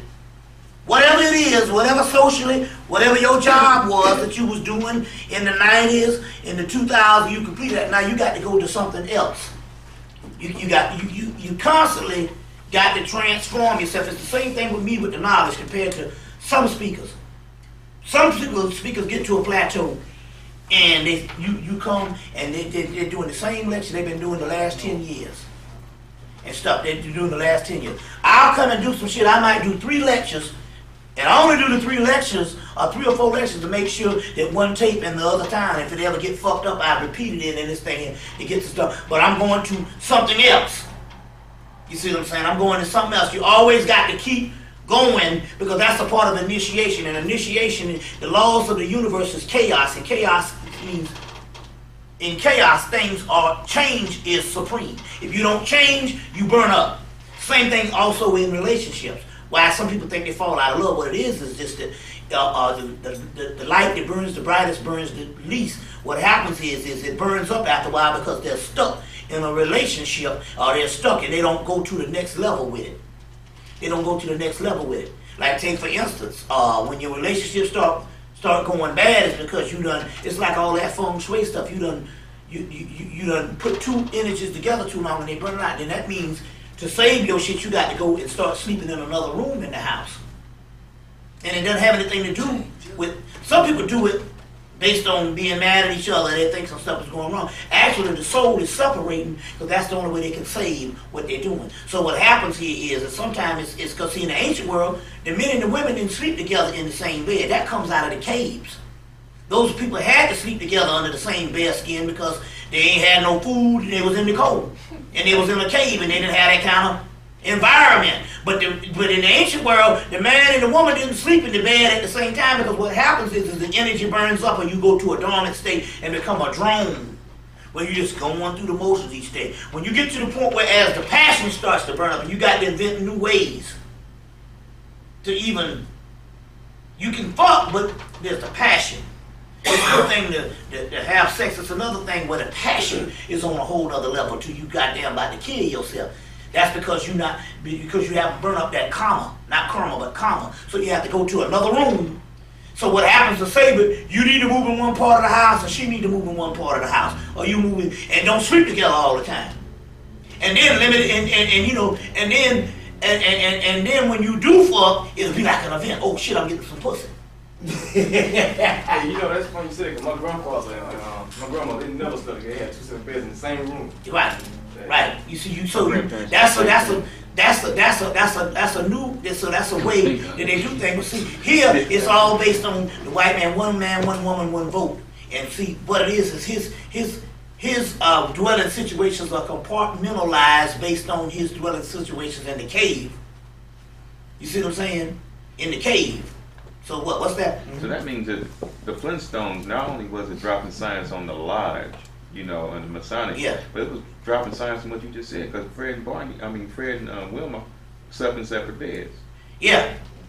You see, so that's the science behind that and all. That's the science behind that, where you got to depolarize shit sometime before the energy burns out. Well, it's the same thing also in being on a certain plateau for years. And that's what, like I was saying about us, how we get this thing, we get stuck in we compartmentalize something, we get stuck there, and see, once, it's like anything you, in the energy, the spiritual energy, when you box it in, it dies. That's how you kill spiritual energy. So, you know, that's why personally, I'm an Egyptian priest. I'm like, well, shit, you ain't no but a dead motherfucker. I'm a Yoruba priest. Well, you ain't no, I'm like, I ain't gonna never say that I'm a priest of no fragment. I'm a researcher into all this shit. You know what I'm saying? If busted nigga side the goddamn head come in style and it got some metaphysical shit, I'm exploring that shit. You know what I'm saying? Which is the combat myth. You know, but my point here is you never get stuck in the same shit. You know what I'm saying? You know what I'm saying? You know what I'm saying? And putting shoe up a nigga ass. Come the right way. Then that's gonna be the next lecture. How to put a shoe up a motherfucker ass and start the Kundalini. If I can find it in the scripts. But my point here is you always are researching it on, but to become this thing of a fragment. There is nothing down here that is a system, that is the complete system of what it was in the ancient world. Because when you go to the ancient world, you're gonna find out that those systems that you thinking is one thing was multiple. You think the Egyptians went to school for 40 years? They wasn't just studying the goddamn ring around the rosy Osiris disc. You know what I'm saying? That was probably the first year of that shit. What's that? What's that? Go ahead. What about the Neolithic women realm of the Shakti power before the patriarchal world? Well, that's all what this Tantra thing is trying to reintroduce. You know, in the aspect of the Kundalini and all the thing. That book, The Cult of the Feminine, Van Lysbel's book, I've been telling people to get the Andre Van Lysbel's book, Tantra, The Cult of the Feminine. It was a $35 book, but they put it on paperback recently. It was like $22. Yeah, I had this book, The Cosmic Great Mother. Yeah, Great Cosmic Mother, yeah. Got a lot of that out of Yeah. They give you the historical aspect, the Great Cosmic Mother does. But that Van Lysbel's book is one of the best ones. Andre Van Lysbel's Tantra, The Cult of the Feminine, which is trying to put back that like cult of that realm of the matriarchal realm. And matriarchal realm and stuff like that and all, which is excellent. What's that? How relevant do you think that may have to do with the white boy trying to get inside the black womb nowadays? Well, like I say, that's all like it's a big ritual and stuff like that now that they're raising stuff up, even to the point they had to raise Eminem. Like I said, Eminem has done what no black rapper has ever done. And that is he has received the Academy Award for music. Now here it is, rap music. 12 years ago, they was boycotting the fucking Grammys because the Grammys refused to recognize it as a fucking art form at all. 12 years later, the highest award you can get is the Academy Award for fucking music score, and only 2 black people hold that. Isaac Hayes with Shaft and Quincy Jones for some other movie. And they gave the one with rap, which is supposed to be paramount to black people, they gave that shit to a white boy. He holds that, and no other nigga holds that shit. And they didn't do that because they like rap music. They did that because they're trying to make them still elite. I just want to put that out there. But that whole concept here is they telling these black girls that they can go with these doggone white men. You know what I'm saying? Also because they're still trying to pair off the Kundalini energy and the spiritual sexual energy. You see what I'm saying? Because they know the white boy don't produce the astral body around the penis to bring down the spiritual collars and all of the spiritual energies and stuff like that. But then again, on the other hand, shit is working because they started it out in the late 90s with a few movies, and then now all of a sudden, you know, it's acceptable for the white girl to go with some shit, and the stuff is working now. Like we said, the black man lost his mind years ago now with this damn white woman shit, which is now damn near the standard. You know, this motherfucker here. Like I said, the white man is better than the black man when it comes to that because he still marries his elite woman in mass. You see what I'm saying and all. Whereas we are get elite and we marry the cracker stuff. But on the other hand, when it comes to the sisters, you see, that was one of the bonds, because we did know that the sister, despite all her trouble, she still preferred the black man, and still does if she could find one. You see what I'm saying? But then again, on the other hand, that whole concept here, that's another myth too that I can't find a motherfucker, because there's plenty of motherfuckers out here. Yeah. You see what I'm saying? That's another damn myth too and shit like that. And all it's just that you too good for the motherfucker on the bicycle. In all honesty, you ain't good enough for the motherfucker on the bicycle. And there's plenty of niggas, you just gotta get the nigga on the bicycle. On the bus. On the bus, on the bicycle. And if you fucking that elite that you ain't good enough for the nigga on the bicycle, then fuck it. That's your plight. The white man has put your man on the motherfucking tricycle or the bicycle. So you gotta understand that's where the shit is. You know what I'm saying? You know? So work and take care of me. Now, but on the other hand, we gotta understand here that the purse strings and the economic bracket that we are viewing ourselves to say we want to get a man with a certain economic bracket is Victorian. It's Victorian. You see what I'm saying and all. Now, like I'm saying, you know, it's bad enough that the brothers did it and we can't think because the brothers has lost their mind with this damn shit here. You know what I'm saying and all, you know what I'm saying? And they abandoned the black woman years ago with this shit here when it comes to this white woman shit in mass and stuff. But when there's a drive, there's a systematic drive to get the sisters now to go with these white guys. You see what I'm saying? That's a systematic drive that actually, why did they wait to this particular time? Because they know that the sister is holding a certain jewels and they want to put it on lockdown because the white boy ain't going to be able to produce this stuff, this type of energy. This type of energy with this thing, huh? And what's the deal on like TV trying to desensitize people on the homosexuality thing? Well, yeah, naturally. I mean, you know, well, you know, that's, well, then again, on the other hand, that's who run Hollywood and shit, you know, and stuff like that, you know, so naturally they gonna have advocates for their damn side of, you know, their side and shit, you know, like that and all, you know, there'll be niggas, motherfuckers be walking around with butt plugs on their goddamn, on they chain and shit, you know, be walking around with butt plugs and shit, and that's gonna be the new shit for niggas. You got your butt plug? You know what I'm saying? So they gonna be, motherfuckers gonna be, that's gonna be the new shit now, you know, like cell phone, motherfuckers gonna be into the goddamn butt plug. You see the motherfucker rapper start rapping about them butt plugs. The motherfuckers buy it too. They buy the butt plug. The rappers they be walking around, yeah man, it's a butt plug, man. I gotta get one of them. Get your butt plugs, you know, and shit like that. That's what time it is. Yeah. You know what I'm saying? That's gonna be the new president, a butt plug. So we're going into 2003, 2004. So what's the next step? What's the next step? It's man. The thing about it, man, we are right in the middle of this shit. I mean, with this war, man, where they had 1 million. This is the first time you ever see not a consensus amongst white people. With this war, they had 1 million. White people took to the street in Britain to protest this war. 1 million white people. France pulled out. Germany. You know what I'm saying? Nobody. So there's some major shit going on because Elijah Muhammad said you'll know the end when there's infighting amongst the elite. Now check this out. I didn't mean to stop you.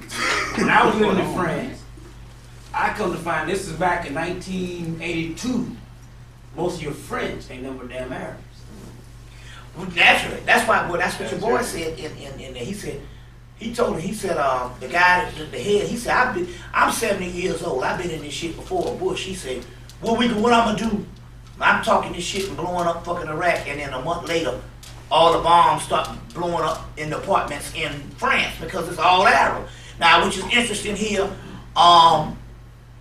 Here's a move. Here's a shit that went down. But there's a movie you can get called Deterrence. Did you get that? Mm-mm. It's a movie called Deterrence. It's a movie called Deterrence. It's got a guy, Kevin Pollak.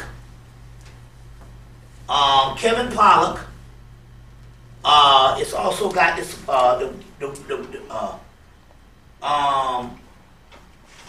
she played the mama on Moesha.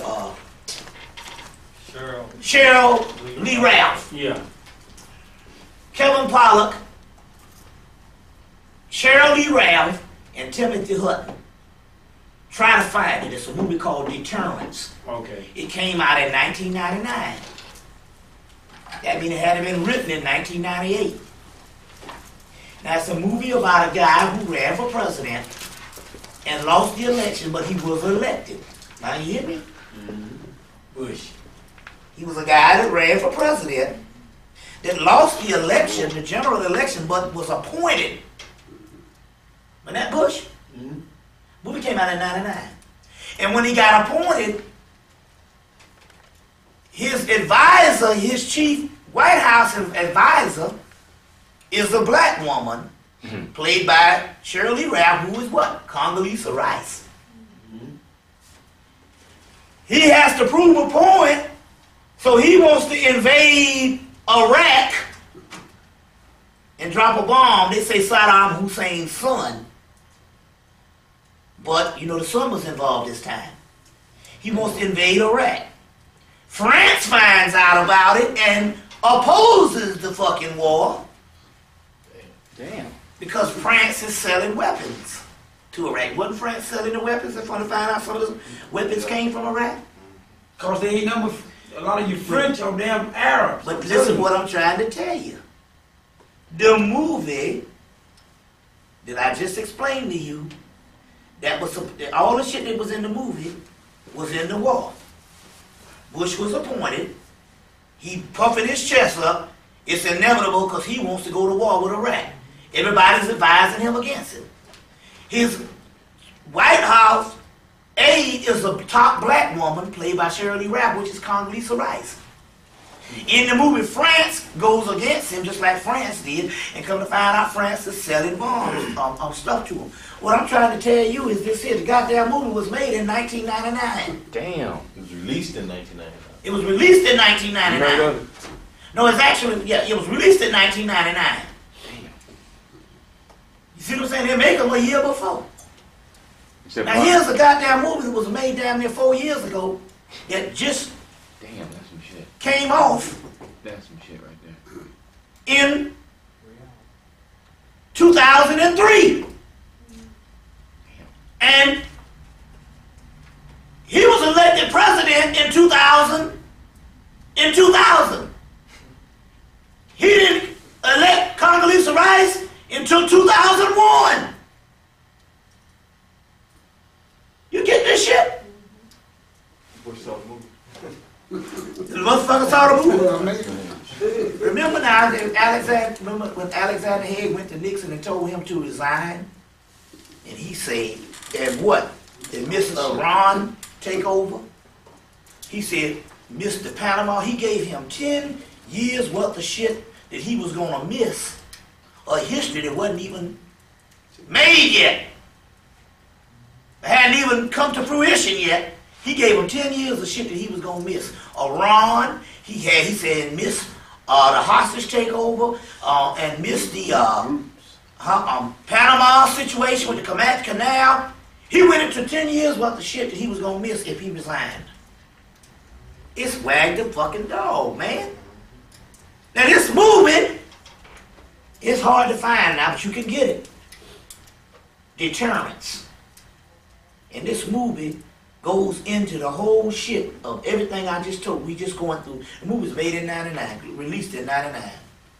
Deterrence. Kevin Pollak, Cheryl Lee Raff, and what's the other one? Timothy Hutton. Bam, now you got it. And motherfuckers around here talking about we free and we American. You understand what I'm saying? And when they got that girl, she ain't shit either, but fucked up ass bitch that from Atlanta, a senator, Cynthia McKinney. They got that nasty asshole because they had her on another show. Because we can't follow none of these motherfuckers. When they don't put them in that government unless they down with them. But she even said that they funneled all that money in there. Well, they give her a little bit of thing, but she got mad with them. And said, and she got mad and turned against her because they was trying to kick her ass out. So she decided she gonna talk. You know, it ain't funny. A nigga can sell out niggas all day long, but when their job on the line, then they want to get funky. And so she gonna say that all the money they spent to build the cabins or the tunnels over there in Afghanistan, so what's the name? So the Al Qaeda and them can have a safe haven when they start fighting the damn war. America paid for the damn tunnels and all that shit, which was true because we do know that February of 2001, before the building fell, your boy Colin Powell went over there and gave him a couple of $1 million and came back in, I think in March or April, and gave him another couple of $1 million, and they built all that shit over there. You know what I'm saying? So you know what I'm saying? So even Cynthia McKinney said that shit. You know what I'm saying? But then when she got on the thing now, she's supposed to be all conspiracy. When she was when this guy Gil Noble show up in New York, he started asking her some questions. She looked at him like she can't answer that.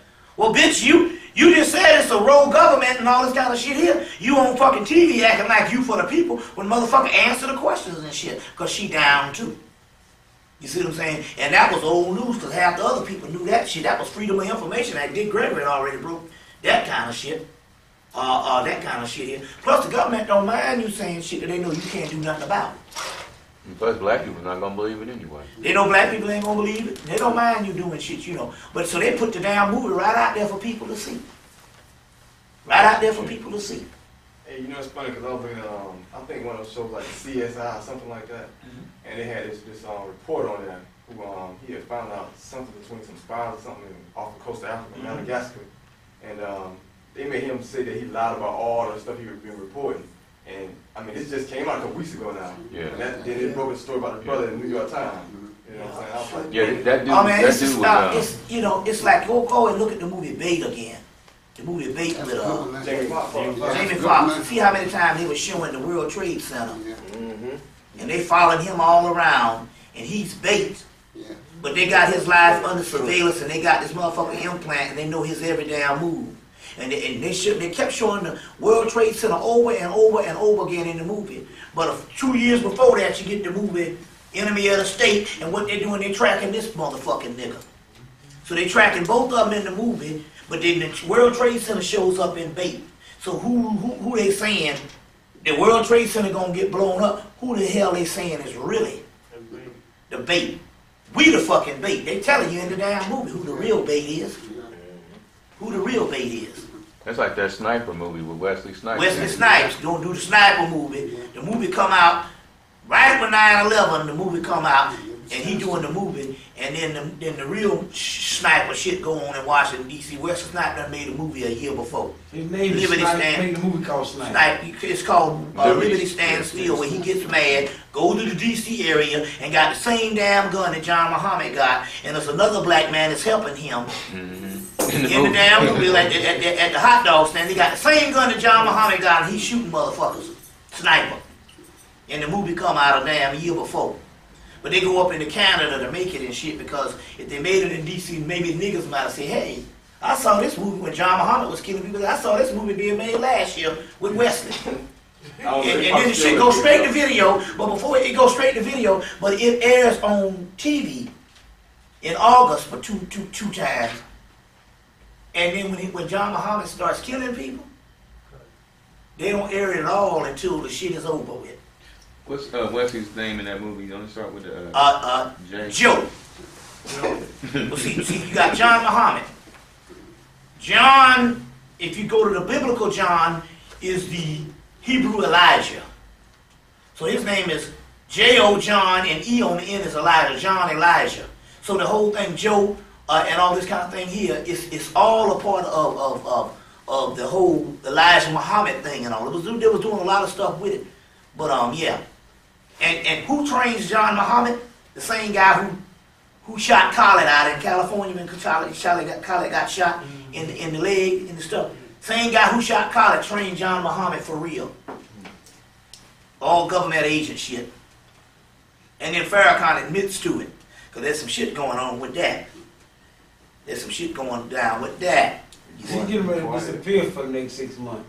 Oh, he said he retired, period. No, he's ready to fuck out. That's what he said with he said he retired, period, on what you call it and all. But he said that the Homeland Security was coming after him.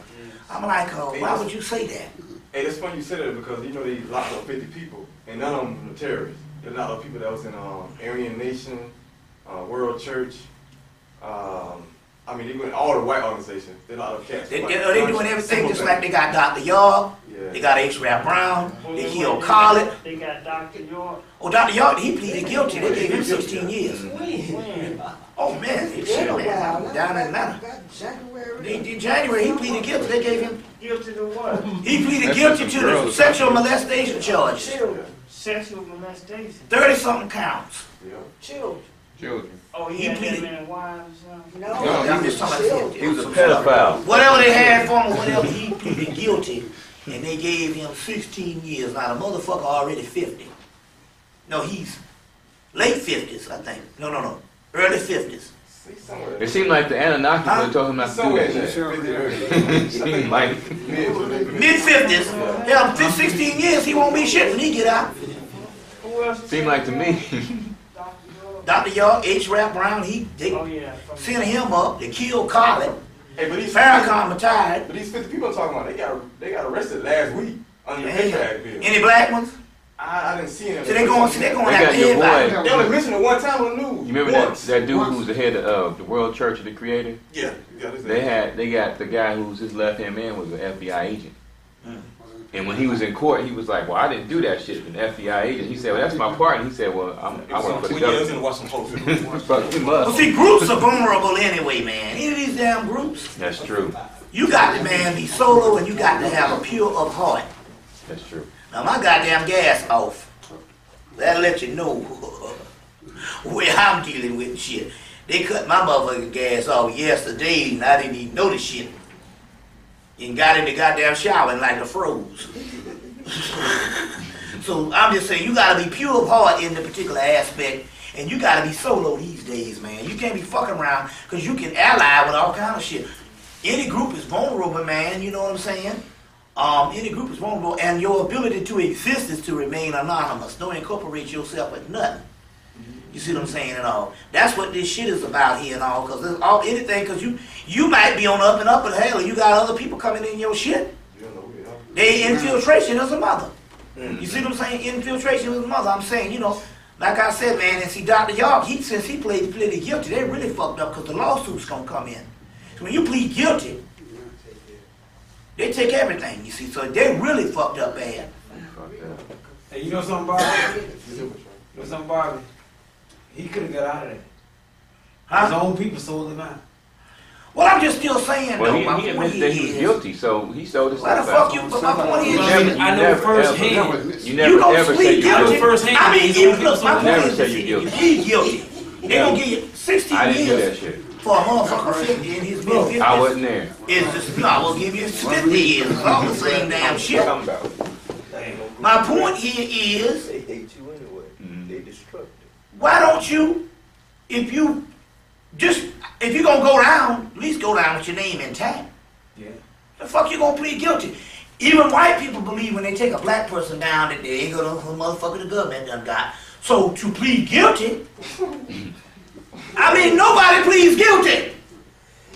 Not even people who do it. Number one rule in the jailhouse is we all innocent. Exactly. Them sniper dudes saying they didn't do that shit. That's the code. And I tell a motherfucker right now, lie to the damn end. Lie to the end. Even if your woman about to leave you, you goddamn know the lie of her ass. It never occurred to you that might have been Dr. York? Huh? That might have been some clone, some. Well, it's some shit rotting in the cotton with the whole thing. You see what I'm saying? But I'm just saying, man, lie to the damn end, man. Never be honest on planet Earth. Because honesty will get you nowhere, and especially with the gods. Never tell them motherfuckers the truth, because they ain't about shit. But ruling your ass. That's a whole nother subject. We get into that tomorrow. But keep them motherfuckers there on their toes, because there's some thug ass bastards up there. That's what the Sanskrit tells.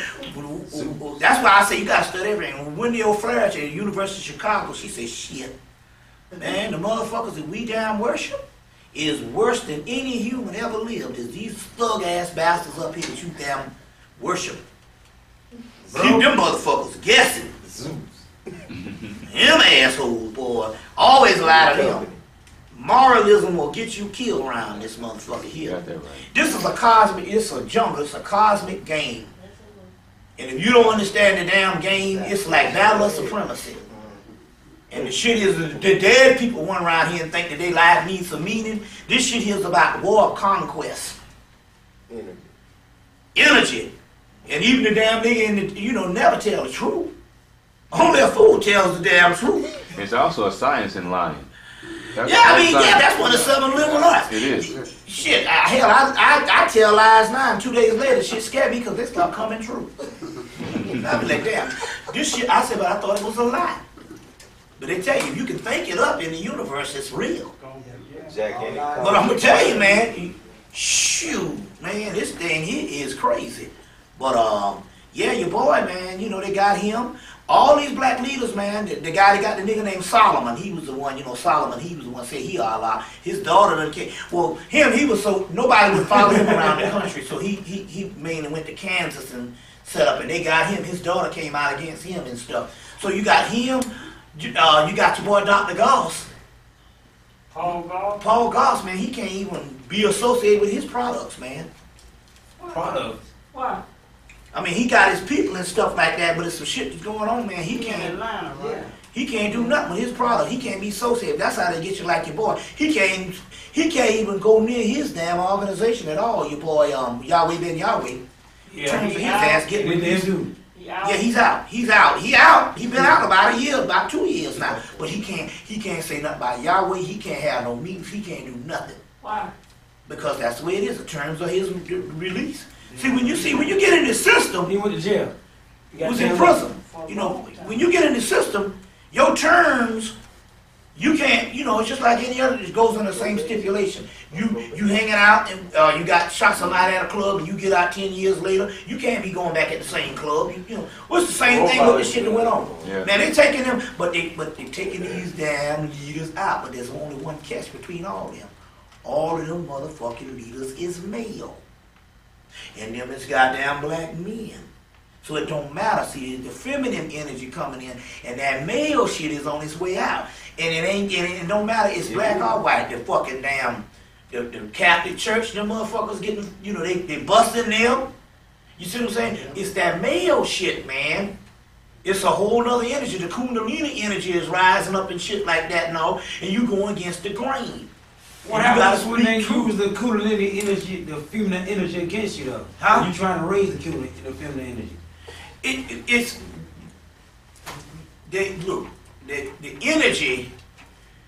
The energy that you're talking about, like I say before, it's not used against you in so much as whatever thing that you involved in, you going against the current. Otherwise, if you wasn't going against the current, couldn't nothing stop you. Now, any kind of, any male or female can use some magic against you, but it's not the actual feminine energy per se.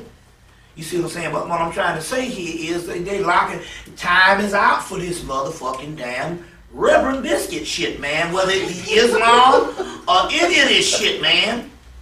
Time is out, man. Yeah, I agree with you. You spoke last time when you gave some, it was a book, you were saying, if you don't have the, because a lot of the charms and ask you for specific item, you were saying something, if you can't get that specific item, to do what?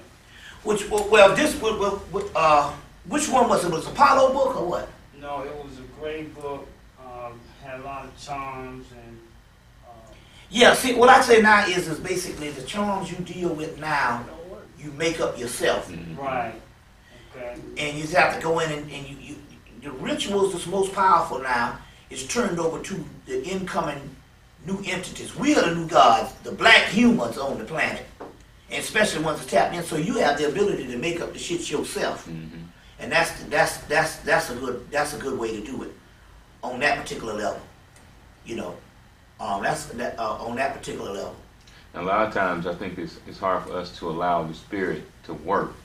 We fight that, you know, when the motherfucker tell you to turn left and you turn right, and you go down the street, you say, damn, something told me to turn left. We fight that entity, we fight that energy, and we don't know how to, you know, control that and hold it in and harvest it and cultivate it. So we get fucked up. And also, break out of, you got to become less human in this thing. You got to stop thinking like a monster or some type of entity. You can't be thinking as a human in relationship, you know what I'm saying? Your mind has to be, and also doing this way, you just got to think out of the box. That's true, you're right.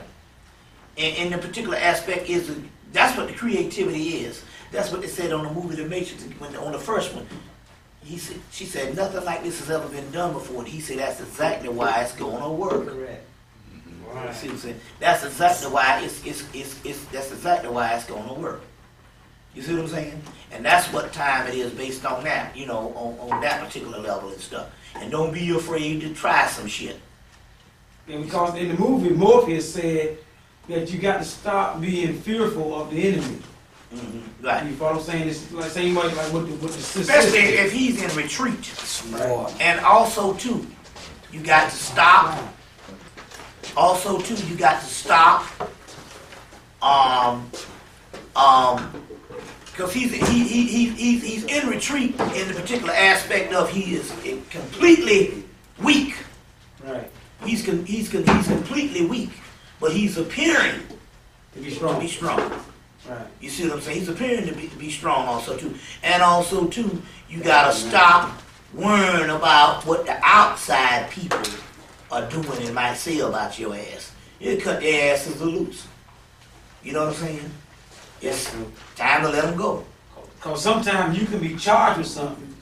Instead of you fighting, you accept it for its value and charge it back. Yeah, that too.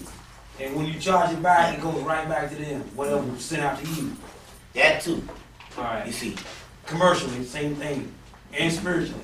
That's the answer to your problem, bro. Exactly.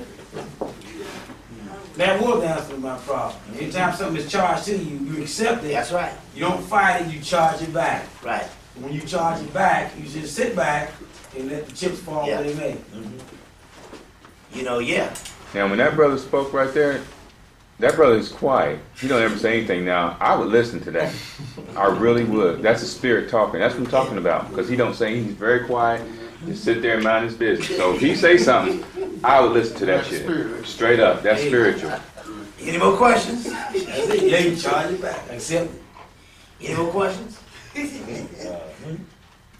that it? That's it.